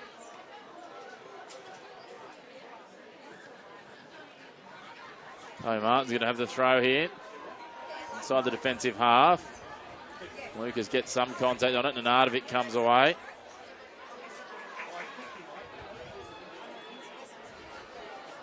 Now Ayres, little tap on, beats O'Connor, but can't beat the next. She gets the ball returned to her. I don't think that was the intention from Maitland. He gets over to Gallegos, who takes a header to it, but off target. And as you said rightfully in the first half, Elena, she doesn't often lose out in that 18-yard box. That might be an old defender's habit. Yeah, I think so. Maitland were lucky there. Didn't quite pull off for Azzurri. They need to be a lot more clinical with their playing out from the back with Melina Ayres on. Certainly do. And here they go now. Morley prods forward for Amos. It's going to be too heavy though. Again, story of Maitland's day so far. A lot of right ideas. Execution just that half a degree off. Just with that last pass or shot, isn't it? Not quite sticking. Amos now in for Enswang. Hunter does well to shut her down. Martin now. Catley back to Togo Paragili. All the way back to Bartels. Thought she was laying that out for Togo Paragili, and I think Alyssa did too. Headed on from Gallegos. Not quite what she was looking for. Neal will track back. Returns it to Thornton, who drives it low and flat, looking for Gawthrop. Heads it on to space. Togo Paragili skews it off the outside of the left. Can't control it as she tries to reel it back in. Almost 60 minutes gone.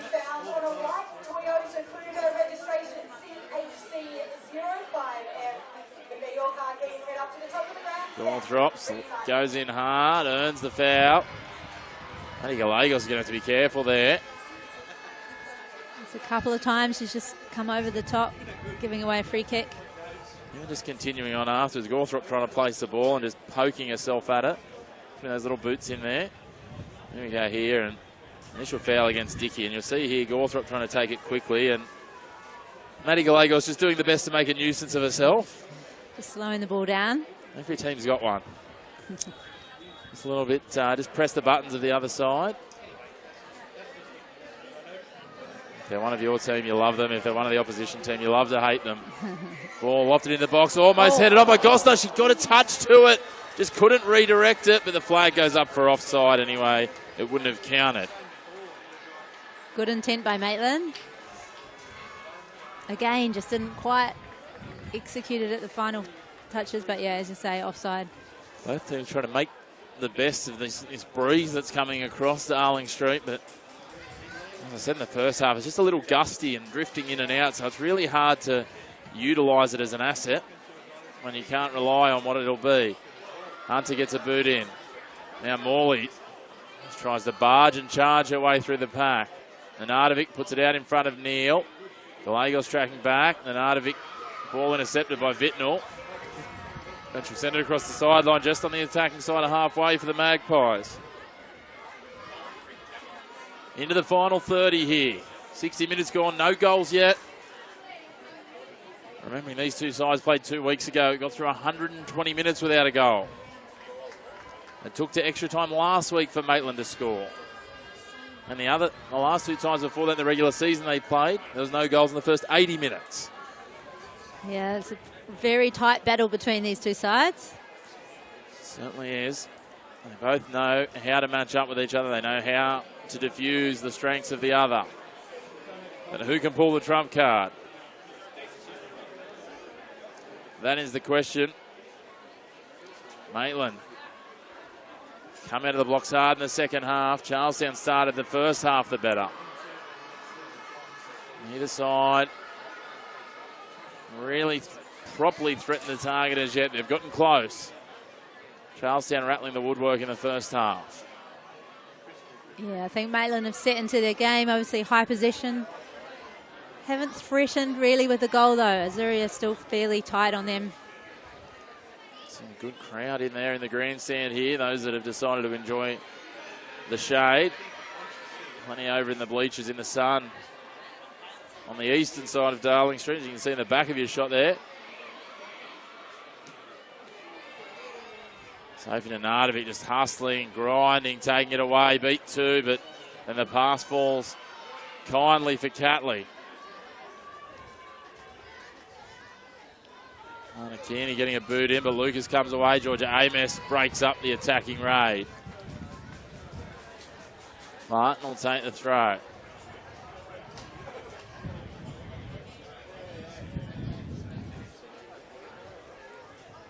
Now Maitland intercept. Mary Enswang going forward. Deflection falls friendly for Amos. Pushes it to Enswang, but Togo Paragilli steps in.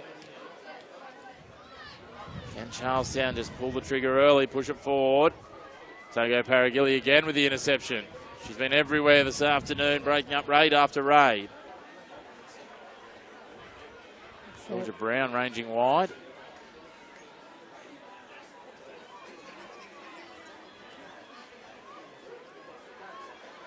Now Gosner. 2 changes already made for Azzurri. At what point will Joe Wright look to his bench? They've got experience with Kingston Hogg, Jones and Pountney there to rely on. Sophie Jones played a role in that earlier reserve grade grand final, which Newcastle Olympic won on their home turf 4 goals to 2. Was in the balance late after Maitland scored to reduce the deficit to 1 before a late goal deep into regulation time gave the win to Olympic. Just a reminder, if you're looking for a way to enliven your Sunday tomorrow, you can come down here to Darling Street Oval, get in early. We've got the men's NPL reserve grade clash at 11. And then the first grade clash, Broadmeadow up against Newcastle, up against Lambton Jaffa, sorry, here at Newcastle Olympic from 2. And Gallegos tracking all the way back, sends this one long. If you can't get down to the ground, of course, you can catch it live and free here on the Northern New South Wales Football YouTube channel with myself and Matthew Butner. That's a nice ball. Does the flag stay down? No, it doesn't. I was going to say, I thought Georgia Amos was just a touch offside.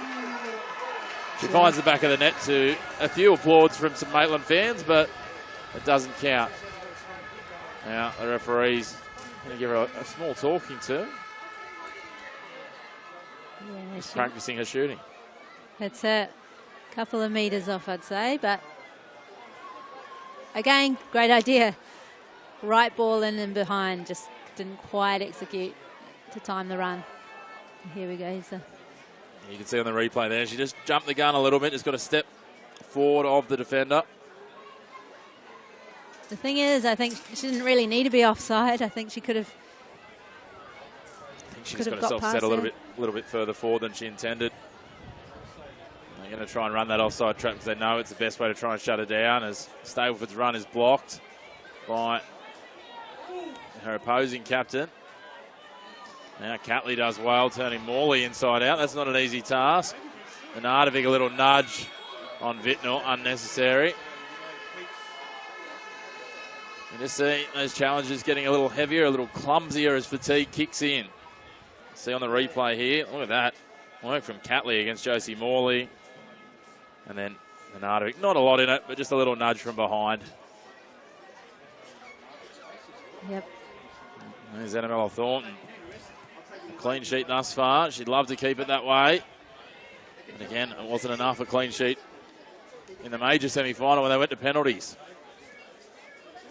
Maybe they can turn it today, Maitland. Charlestown certainly had the run of the clashes in recent times. After Maitland started the series of clashes with a 3-0 win early in the season. I'm quite sure Keely Gawthrop's doing. Looked like she was breakdancing. Interesting moves. Maitland keep things moving. Morley, what a story she's been. Did her ACL early in the season, looked like season over, but has managed to play through it. And Stableford and Bartels go shoulder to shoulder. To the point that I understand that she's used as a demonstration case recently for a conversation amongst a number of surgeons and physios around ACLs and ACL recovery about how players can play through no ACL. Vitnell now, nice ball in behind for Ayres. She'll take a strike. She'd love to have that one again. Well wide of the target in the end, but again, you can't give Melina Ayres too many sniffs because she won't be that far off target very often. No, I think you go with the replay. Good positioning, had it set up, just didn't quite execute, which is uncharacteristic for her. So it's like an awkward little bobble that just sat up and sort of floated across to the outside of her boot rather than the instep where she would have liked it. Now they look to push it forward for Lucas. She gets a touch. Almost comes clean with it. But Nenadovich tracks back, takes it away. Lucas not giving up though. She's coming back again. Nenadovich lays it back for O'Connor. Connor's done well to make the starting spot her own this season. Azzurri with a throw now. Martin to take.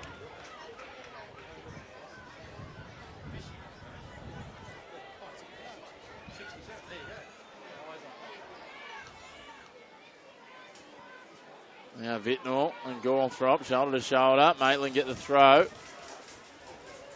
She's been in the thick of things since she came on as a fourth substitution early in this second half, has Holly Vitnell.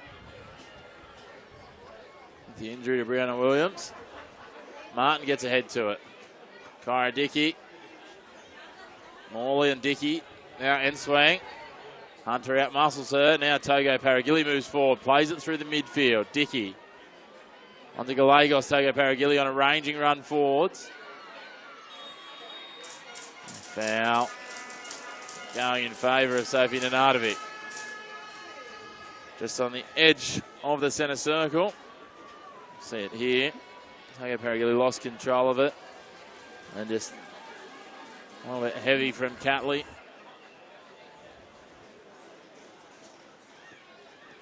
Gosner lofts it forward looking for Enswang. Morley. Looked like it might have gone towards the hand of Togo Paragilli, and Maitland certainly thought so. The referee waves away any appeals though. Will O'Neill up against Maddie Gallegos. Gallegos trying to shepherd it across the line. Does so.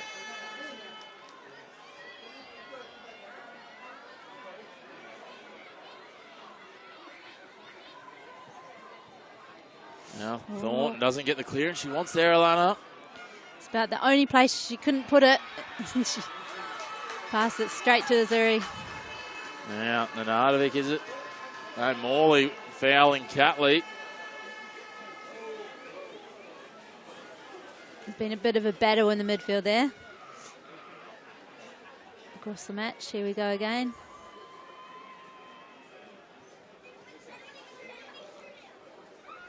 It's the second effort there. Bringing her a foul of referee Caleb Lowe. Maitland just scrambling in defence and took the player instead of the ball. Dangerous spot here. Catley steps up, plays it across to Ayres.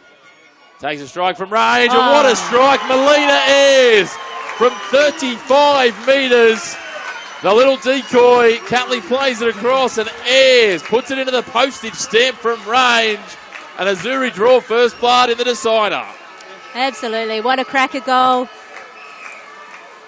now going to be a Jets player, so you know that's what you expect from a player like that. Look at the replay. Here it is. I was only about to say, why is Melina Ayres not taking a strike from shooting distance?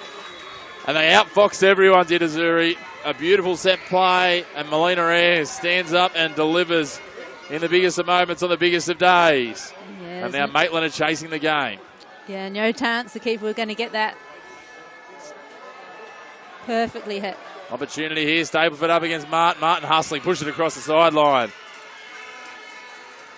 Charlestown, even the substitutes celebrating. Maitland look like they're going to make a change immediately in response to that. Well, Pountney getting ready to come on, it looks like. And take the throw here. Chelsea Lucas gets in front of that.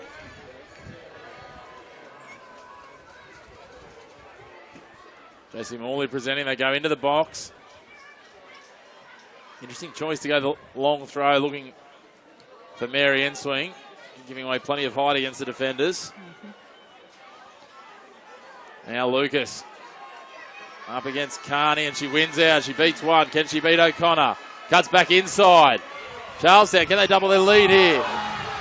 Nenadovich, is this going to be outside the box? The referee's going to say it is, and she's going to go into the book, Sophie Nenadovich. I think he's going to judge that this is outside the box. Let me touch and go on where the contact is. She's finished inside the box. The physio's been called on for Azzurri. Tight. Ooh, just yeah. outside. Just Sophie outside. Nenadovich knew exactly what she was doing, and hence the yellow card. Absolutely. I don't think she had a millimetre to spare there. No, she certainly didn't, but it'll be interesting to see now. The trick play worked on the last one. I can't imagine they'll go there this time. I would suggest it'll be Melina Ayres over the dead ball. In the meantime, though, we'll wait and see. Hopefully, no major damage for Chelsea Lucas. Well, looks like she's getting stretched for cramp as well as treated for injury. It's all happening down there in the 18-yard box. Yeah, that's it. It was another big play by Charlestown. Meanwhile, Maitland readying Renee Pountney to be injected her experience into this match. It's a good time for Maitland to have some fresh legs.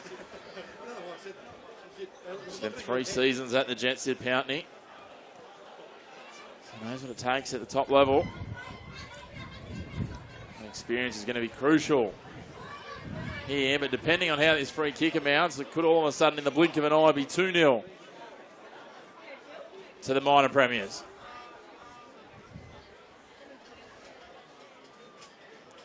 Ayres will probably fancy a chance in this position as well. She can push it up into that wind and try and bring it back to this top right corner, I would suggest, is where she'd be looking. Make use of it. Curling it around. She's got that ability to hit the postage stamp, but again, it's going to be Catley over the ball. Ayres just drifting around. Calls for it across. She's going to try and drift it through.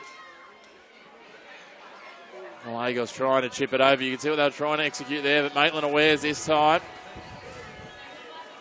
And here comes the change for the Magpies. And it will be Lana Carney for Renee Pountney. You'd have to think that this might be a bit of a reshuffle potentially.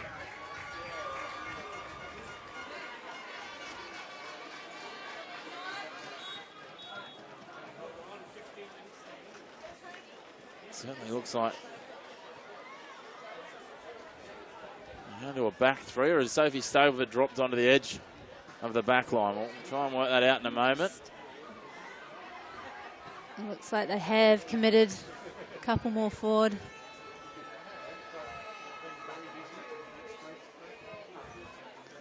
So looks like, yeah, Stapleford might have dropped back onto the edge of the back line as well. So Pountney on the right of attack now. We'll wait and see how that eventuates for them. Ayres putting another one in the box with Charlestown. Gosner comes forward, comes off second best of that contact with Gallegos. And the referee judges another foul.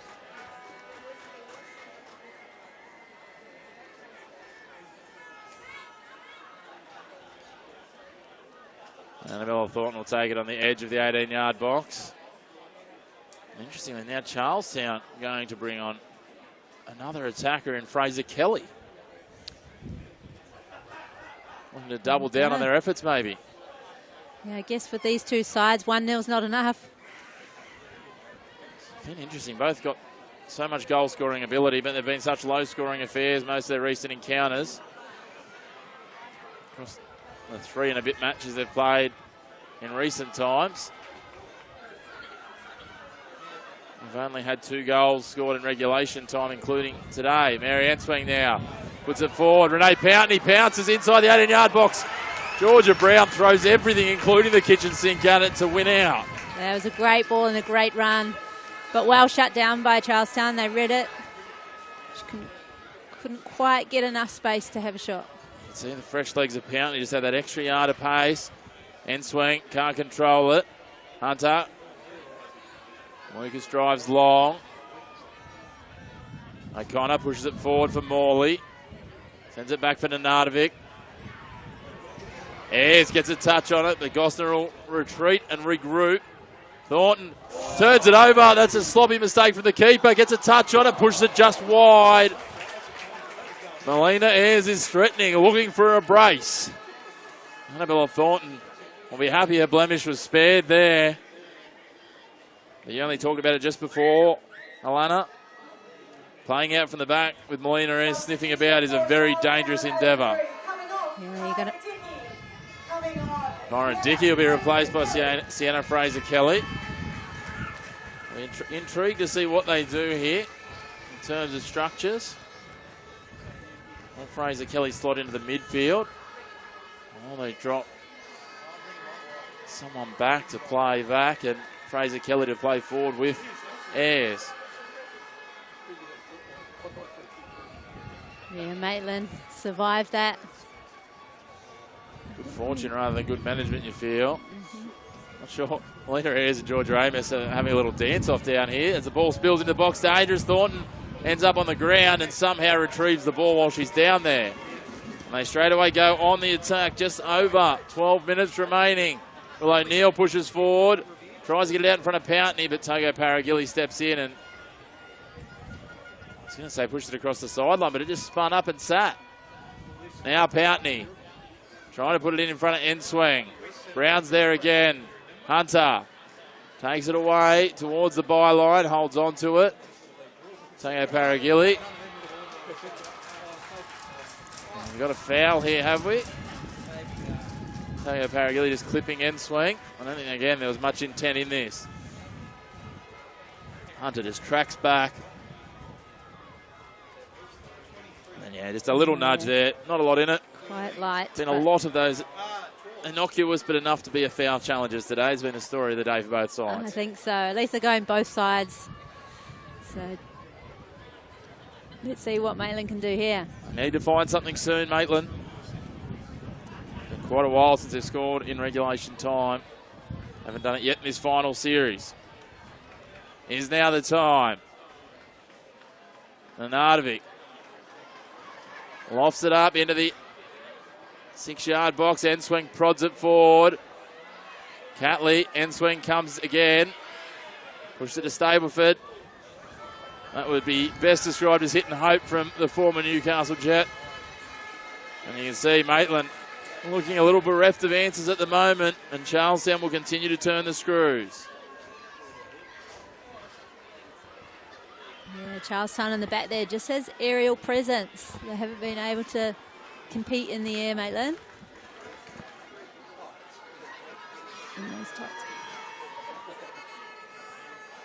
Looking to get the ball into Ayres.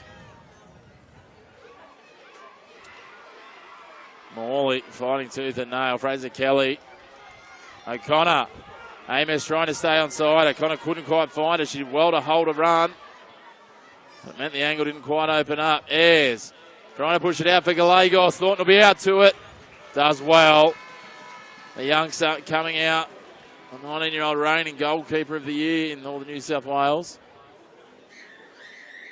Joe Wright looking like he's going to go to the bench again. And Paige Kingston-Hogg maybe to come in next. Time ticking away. Another foul going Maitland's way. As we head down to the final 10 minutes of regulation time in the 2025 Northern New South Wales NPL Grand Final. And Charlestown have one hand on a 5th piece of silverware. 4 of them potentially outright. 1 of them joint winners, that State Cup. As Amos in the box, end swing, takes a volley, offside flag goes up. Amos takes another shot, and for the second time today after the whistle puts one in the net. Oh, it's just the story of Maitland today. Couldn't quite execute, slightly offside there.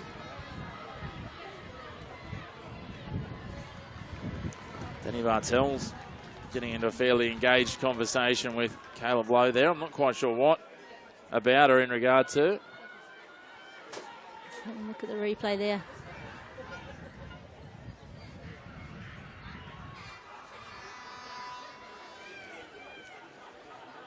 Maybe an Amos actually offside.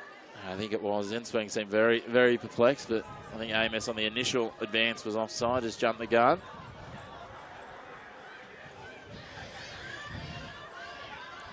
Now Maitland with the throw deep in defensive territory. 9 minutes to go. What can they find here?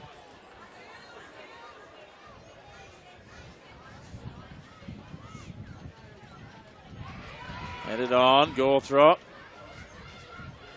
Morley wins out, Enswing putting it out in front of Amos. She's going to put the afterburners on. Togo Paragilli advancing to shut her down. Alyssa Togo Paragilli. Every time of asking has been there. You can argue that she's been as crucial as anyone in this game today for the Azzurri. Yeah, she's done great work shutting down Amos, who has been the attacking threat really in the second half for Maitland. Enswing couldn't control it. Moore's just going to trickle away. Time ticking down. Maitland needs to move along. That one's not going to find the sideline. Gosner back to get it. Sends it across to Thornton. Melina Ayres. She's excited by the prospect of Maitland trying to play it out from the back. Try and thread the needle here. Enswing up against Vitnell. She comes away. Can she get the ball out in front of Neal? She does. Gallegos is there. Neal's pass misdirected. Vitnell picks it up and drives it long. Charlestown know that they can wind the clock down, work it down here. Ayres threw absolutely everything into that. That was acrobatic. Now Gawthrop down for Enswing. Tries a return for Gawthrop. Does. Enswing comes away with it. Playing the advantage. No, they're not. We're going to pull it back. Foul going against Togo Paragilli. Keely Gawthrop trying to set the ball. I think she's going to get called back a metre or two. She is. Let's have a look at on the replay. Just see it just colliding into the back was Vitnell. So it's actually against Vitnell, not Togo Paragilli. Managed to get the wee pass away though. But he did. I think Enswing was kind of half committed to playing on, but also happy to go back. Now to Nardovic.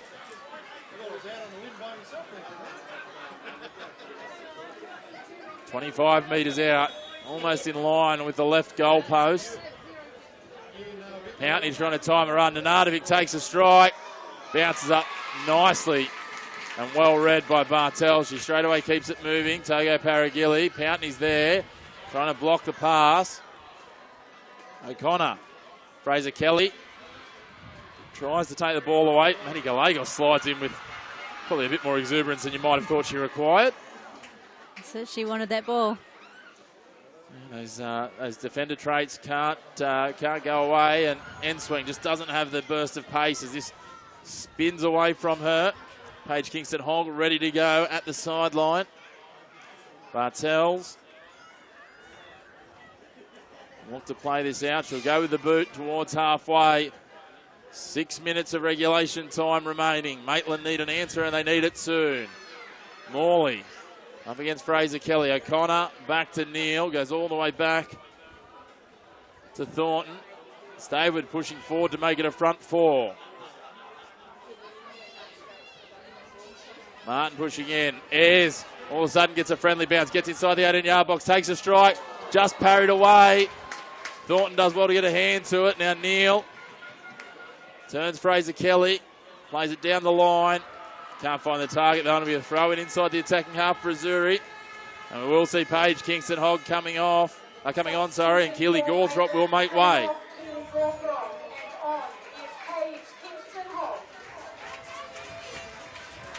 Kingston-Hogg has the ability to score an absolute screamer. We know that. We've seen it in seasons past.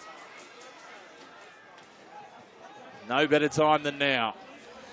So they've got 5 minutes of regulation time to really make a difference. Kingston Hogg looks like she's going to go to the head of attack. Enswing will drop in behind and play as a 10. Which means Amos,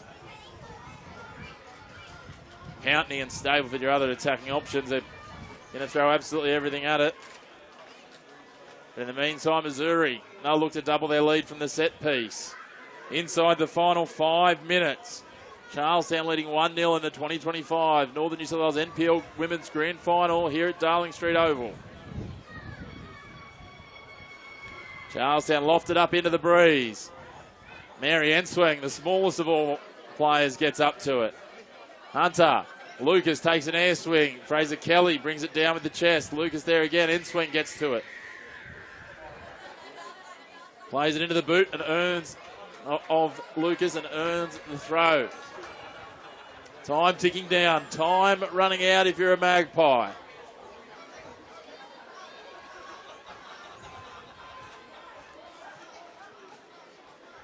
Charlestown will just be happy to keep it on this side of halfway. Sophie Stableford continue to work, and Fraser Kelly rolling around over the ball.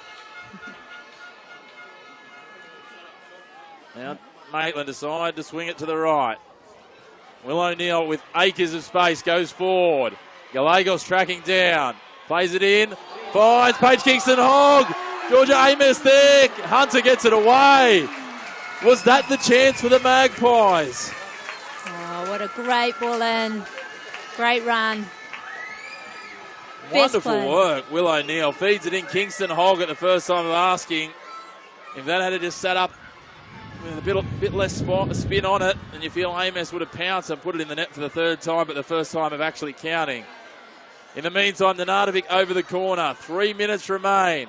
Lofts it high and deep towards the back post. Gosner gets it there with a boot, pokes it forward.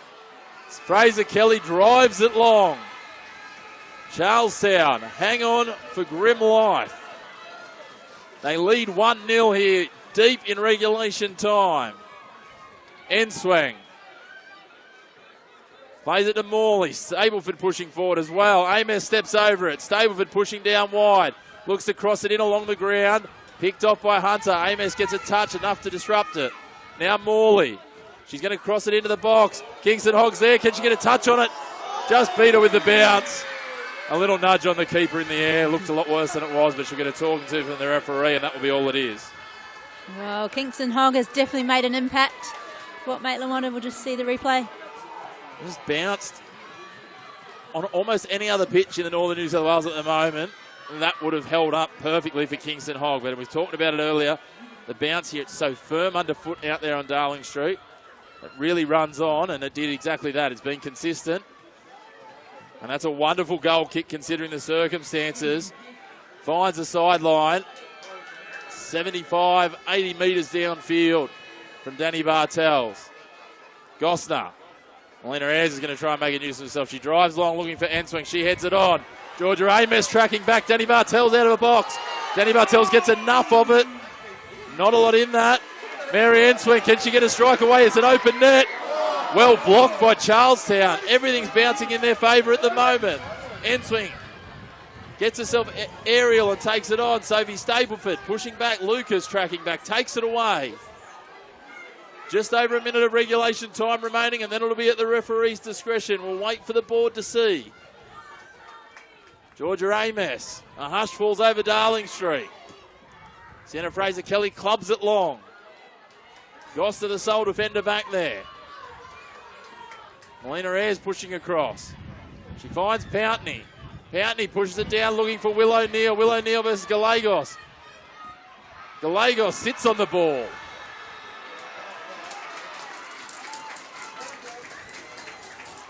Just trying to see what the decision is here. The referee saying handball on the ground. And is it inside or outside the box? It looks very close again. Okay, the blow's got his work cut out for him this afternoon. Let's have a look. I think it was just outside the box again. Again, round the corner. Look at this. Annabella Thornton pushing forward as well. Maitland have committed everyone. Millimetres outside the box. So Thornton will sweep it halfway. Neal is on the outside of the 18-yard box. They poke it across, off target. 5 minutes of added time we'll be looking at. And we'll see a change for Charlestown. And for the first time in quite some time this season, Kirsten Pearce makes her return.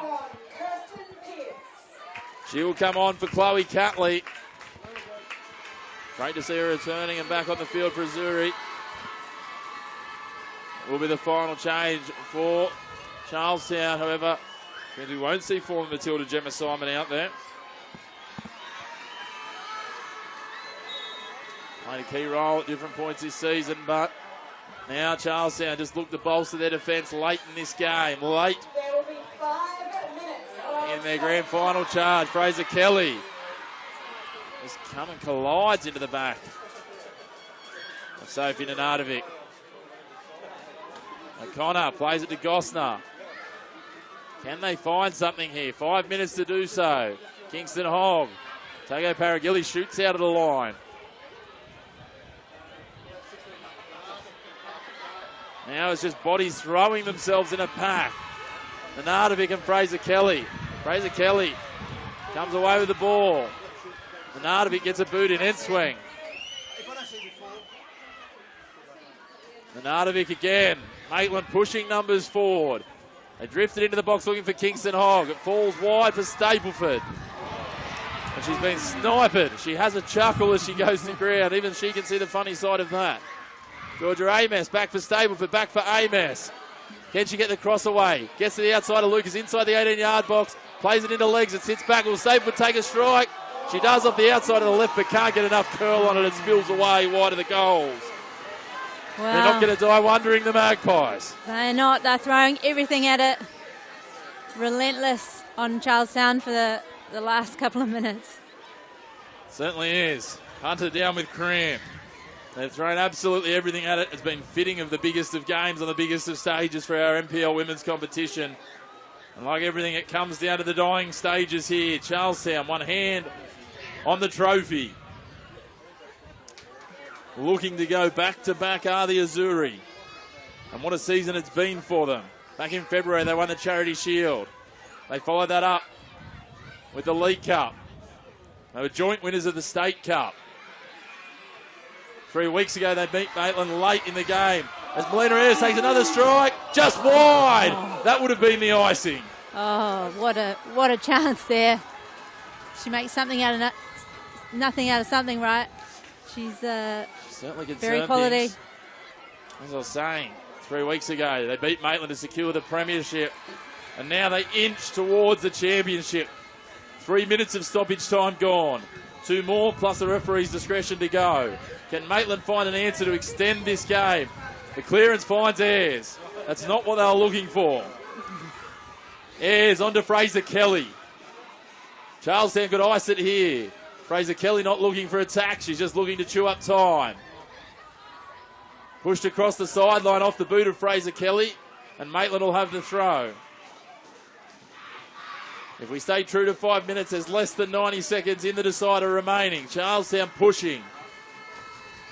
Falls now to Pearce. Will she take a strike? No, she turns back to goal. She's going to head the other way. Plays it out, Togo Paragilli. She drives it long, over the byline. Thornton hurrying to find a ball. Can Maitland clear it to their own players? Maitland go long. They're just hoping for a result now. Ayres is there, header. Nenadovich, header again, another header. Kingston Hogg has to go down the middle looking for Pountney. End swings there, but Pearce picks it off. Kingston Hogg's tracked back. Fraser Kelly throwing herself in there a little recklessly. That was aggressive from Kingston Hogg, just sliding in. Earns the throw, though. Charlestown fan getting involved there. They'll need to be cautious. The throw, looking out in front of Pountney. Brown pushes across the line.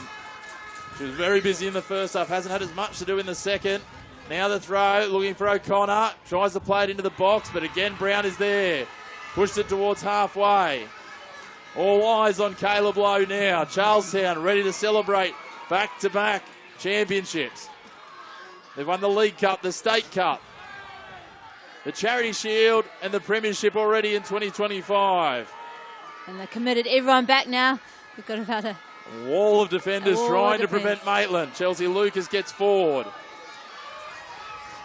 Nenadovich looking for options, hoping something will present. Morley, Nenadovich. There cannot be long left. Now Amos trying to play it forward for herself. It's clubbed over the sideline. The throw-in will come. Amos calling for it from Stapleford, hoping, probing. Maitland, have they got a last-minute answer here? Amos. The offside flag goes up against Amos for the third time this afternoon.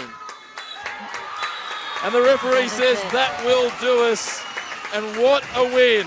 An incredible grand final performance from Charlestown Azzurri here at Darling Street comes to an end. And for the Azzurri, it is pure elation. Back-to-back champions. They close out what is the closest thing to a perfect season we have seen in some time.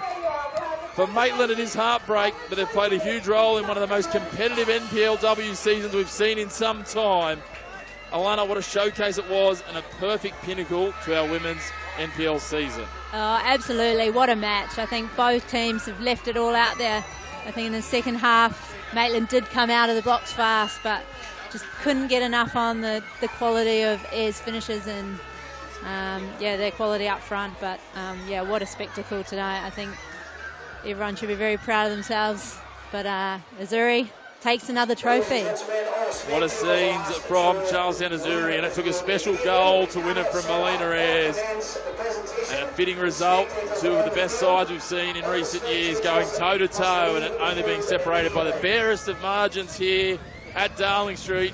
It's been a wonderful day, a wonderful afternoon, and a wonderful performance by your champions, your premiers, your League Cup and State Cup and Charity Shield winners for 2025.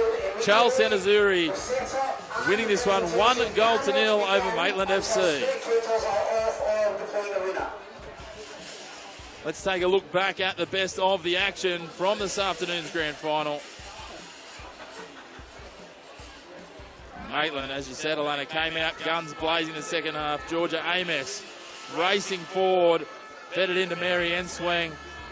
She pirouetted, she pivoted, and they just couldn't quite get it to stick. It was oh so close for Maitland early. And again, just putting the pressure on. A spilt ball from Bartels almost created an opportunity. And Charlestown trying to fire back. Continue to push on. Maitland doing what they could to try and hold out defensively. This one spilling wide. Maitland with a dangerous set piece then. Drifting into the box, just couldn't quite find the target. Talia Gosner with her head. And Amos just racing down, just got to jump. Her timing a touch off, but she looked dangerous all day. Unfortunately couldn't find the net for the Magpies. Azzurri though weren't going away. They got Melina Ayers free. She was off target that time, but then from the set piece, here it is. Melina Ayers curls it into the postage set. No keepers stopping that. Annabella Thornton did her best. But Ayers gave them the lead and the eventual win in the championship game. Look at that finish. Just so clinical from Ayers. And you can see why the Newcastle Jets have moved to get her back on their books for 2025. Azzurri trying to double their lead. They continue to press on. Maddie Gallegos couldn't find the target. A little misstep from Annabella Thornton almost spelled danger. She recovered and parried it away.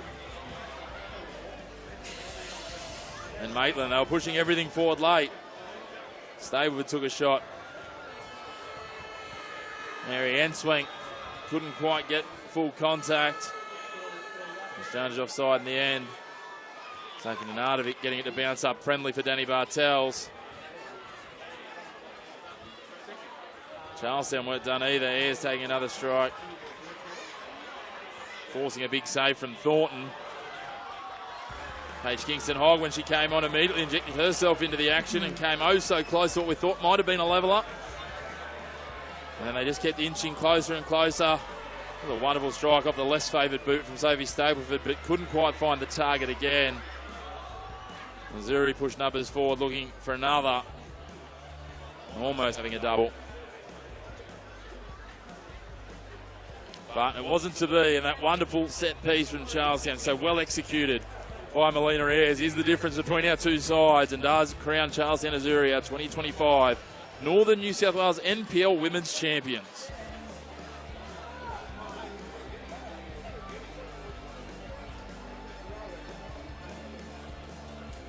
See some wonderful scenes of the Azzurri players celebrating.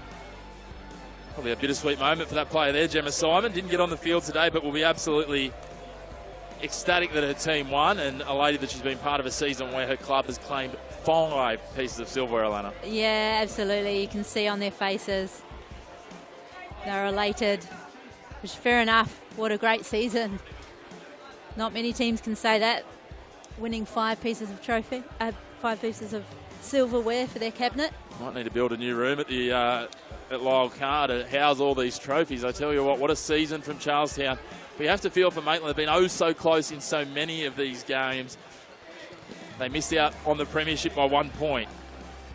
They missed out today by 1 goal.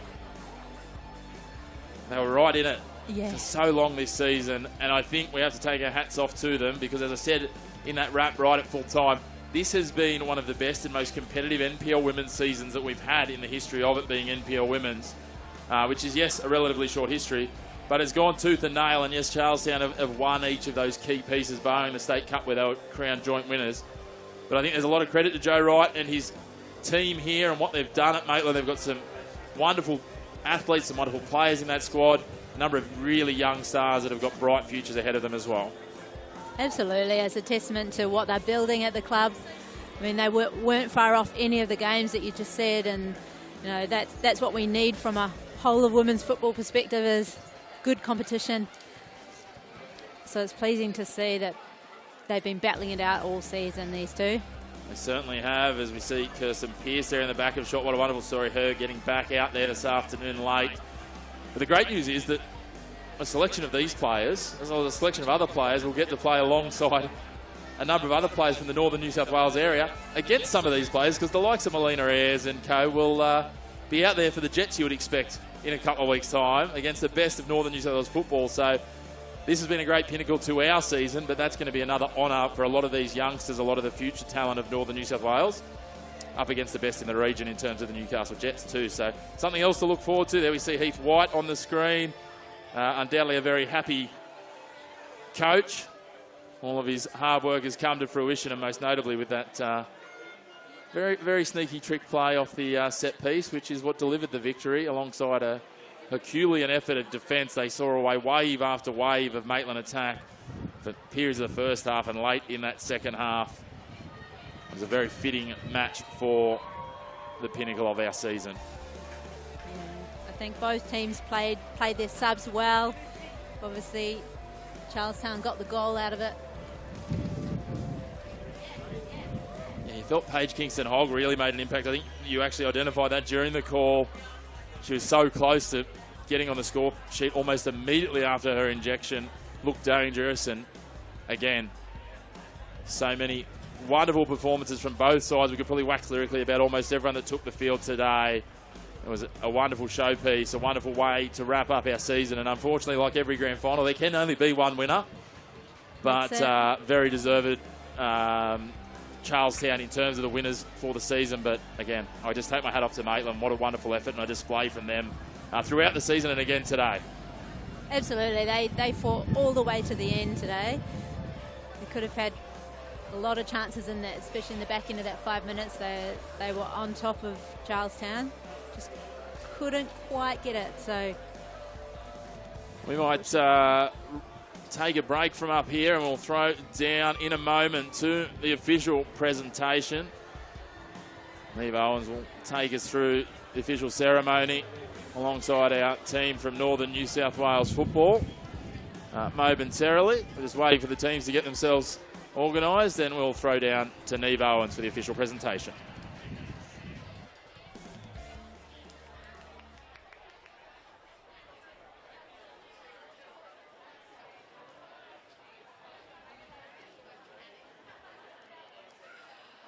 Good afternoon, and thank you for being here today to witness history as part of the 2025 NPL Women's Northern New South Wales Grand Final. And wow, what a game we had, just as they did all season long. A super tight contest between Charlestown, Azzurri and Maitland FC, but a big congratulations to our champions, Charlestown Azzurri.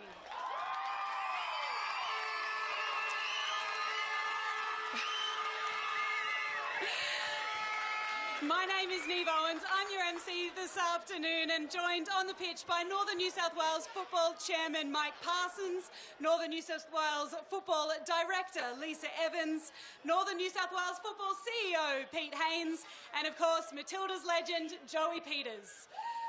Firstly, we'd like to acknowledge the Awabakal people, the traditional owners of the land on which we meet and play today, and pay our respects to their elders past, present and emerging. To start, we'd like to acknowledge our match officials for their contribution this afternoon. I'd like to invite Northern New South Wales Football Chairman Mike Parsons to step forward and present our match officials with their medals. Starting with our fourth official, Alison McCready. Assistant referees Flynn Cope and Harrison Coleman. And our referee for today's grand final, Caleb Lowe.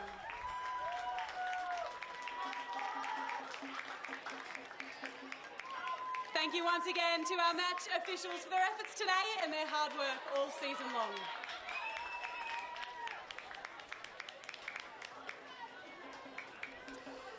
It is always difficult to lose a final, especially with the stakes on the line today, but this is a first Northern New South Wales NPL Women's Grand Final for Maitland FC, the first of many more to come.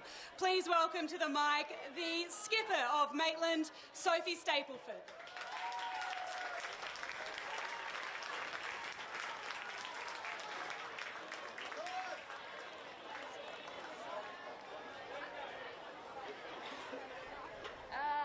Firstly, Northern, thank you for yet another good competition. I think this one's been the best one so far. To the referees, like always, I don't know where you've gone, but the game doesn't happen without you guys, and I think you did a really great job today, so thank you. Charlestown, it's been one heck of a battle all year, and congratulations. What a year you've had, well done.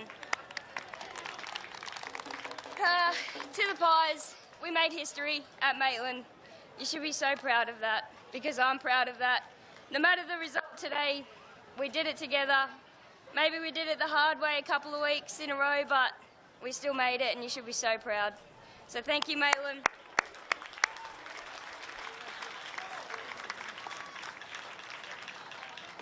Sophie, well done. Congratulations. I'd now like to invite Maitland FC players up to collect their runners-up medals, presented by Northern New South Wales Football Director Lisa Evans. Starting with the goalkeeper, Annabella Thornton. Charlotte O'Connor.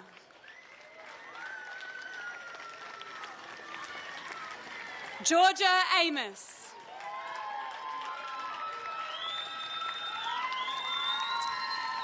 She tore her ACL early in the season, still managed to play on and be here today. Josie Morley.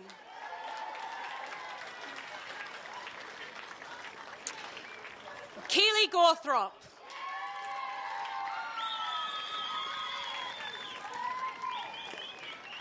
Lana Carney. Mary Nsweng.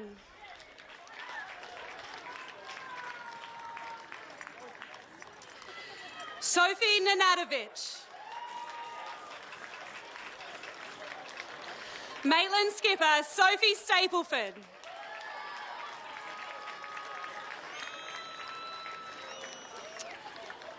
Talia Gosner.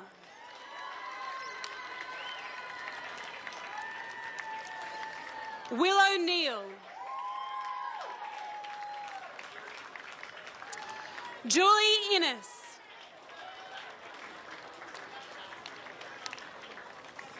Paige Kingston Hogg.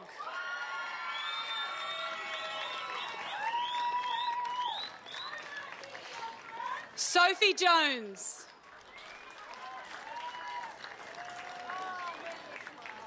Renee Poutney.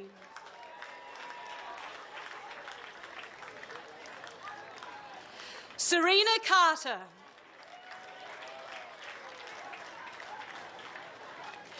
Sienna Frost.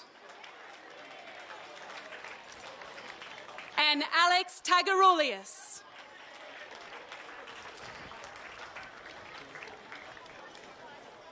Big round of applause for Maitland coach Joe Wright.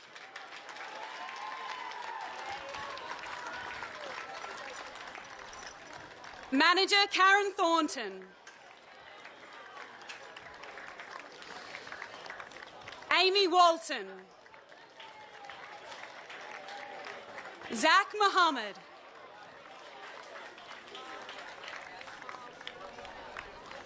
Ben Boyd. And Mackenzie Davis. Ladies and gents, in their first Northern New South Wales NPL Women's Grand Final, Maitland FC.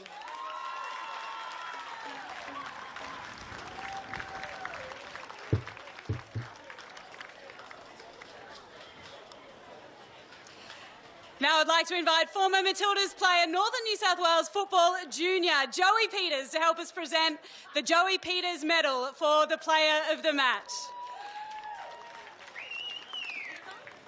Just to give her a bit of a tyre pump up, Joey was an incredible footballer. She played 110 times for Australia, included trips to the FIFA Women's World Cup in 1999, 2003 and 2007. She scored 28 times for the Matildas and was named the 2009 Australian Women's Footballer of the Year. Ladies and gentlemen, the 2025 Joey Peters Medal recipient for the Player of the NPL Women's Northern New South Wales Grand Final is Melina Ayres.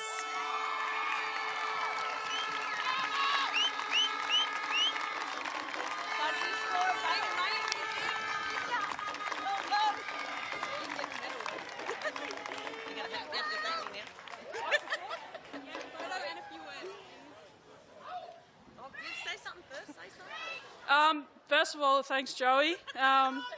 She took me under her wing in the off-season when I had a break, and I really appreciate that. So, yeah, it means a lot. And, yeah, I'm just really stoked to be able to play in this game. Had just a frustrating year again. But, yeah, watching our girls play all year has been super inspirational and, yeah, it just made me want to get back on the pitch so much.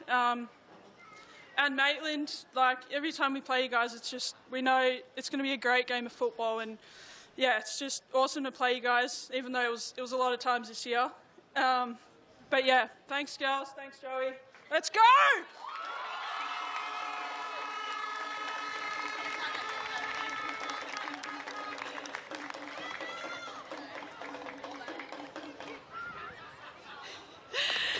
Your Joey Peters Medal winner, Melina Ayres.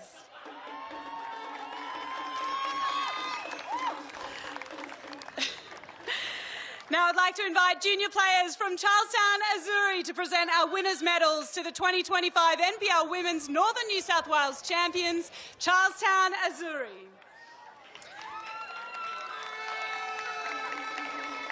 First up, I'd like to invite the captain of Charlestown, Azzurri, to collect her medal and to say a few words. Ladies and gentlemen, Callista Hunter.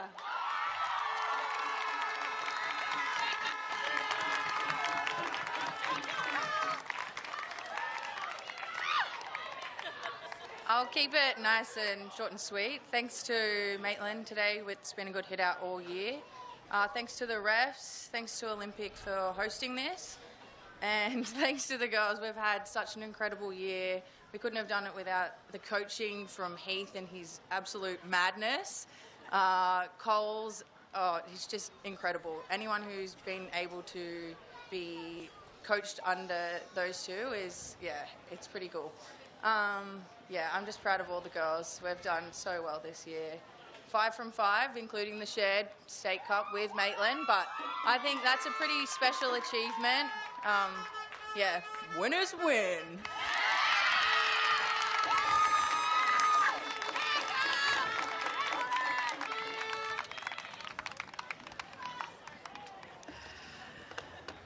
Back back-to-back championships to complete what has been a dominant season for Charlestown Azzurri.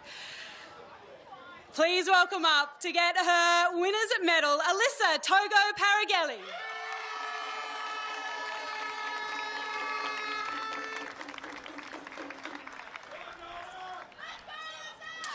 Brianna Williams.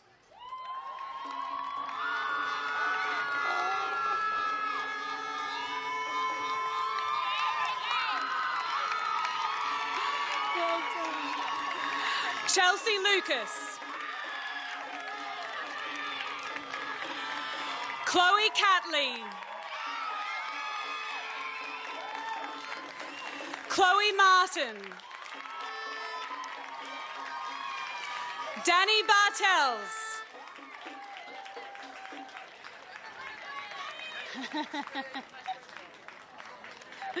Georgia Brown.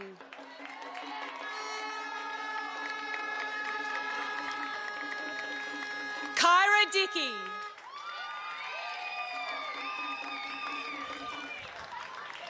Madison Gallegos.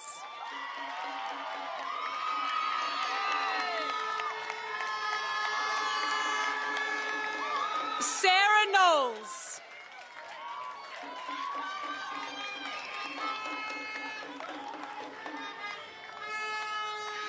Marley Blanche.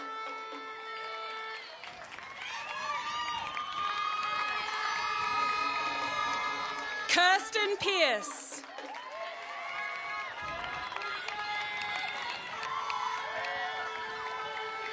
Gemma Simon.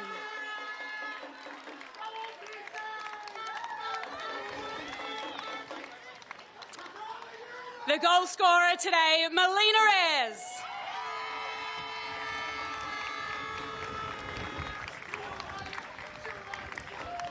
Holly Vitnell.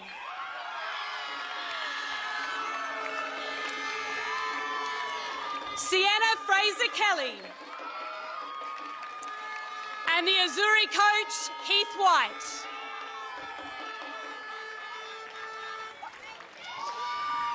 Manager, Amber Mitchell.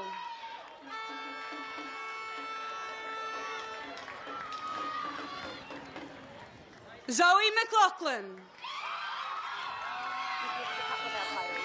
Oh, what have I missed? Oh, nice. Yeah, beautiful. Colin Sanctuary.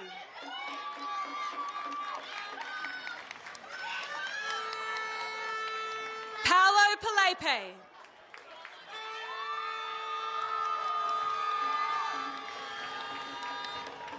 As well as Azzurri players, Nia Small.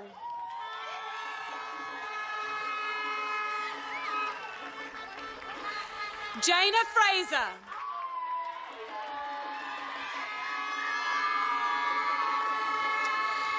And Nico Papasporopoulos.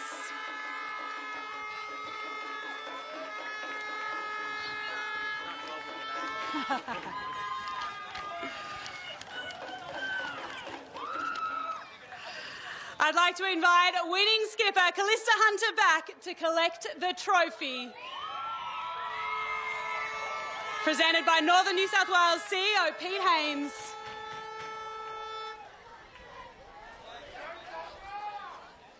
Ladies and gentlemen, your 2025 NPL Women's Northern New South Wales champions, Charlestown Azzurri.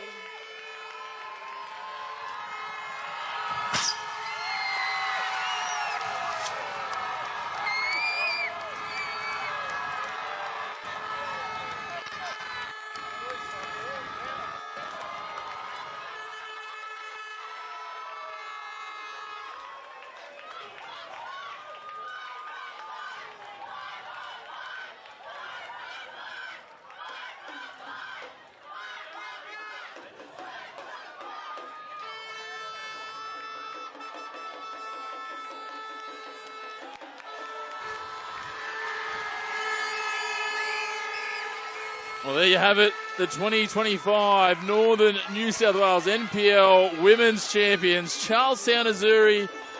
You see some very fervent celebrations there from the Azzurri A well-deserved grand final win. The Joey Peters medal going to the goal scorer, Melina Ayres. And Alana, what about the scenes? We see their side celebrating. We've got the juniors running around with the streamers. Yeah. A fitting end to a wonderful day. Yeah, what an epic end. I see gold streamers with all the little girls. It's a great way to finish off the end of the season. As the players invite them in to join the celebrations.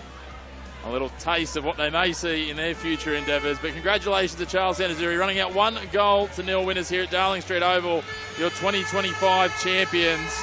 Goal scorer Melina Ayres. But on behalf of myself, Chris McPherson, and Alana Neve, and all of the team at Northern New South Wales Football, thank you for joining us today.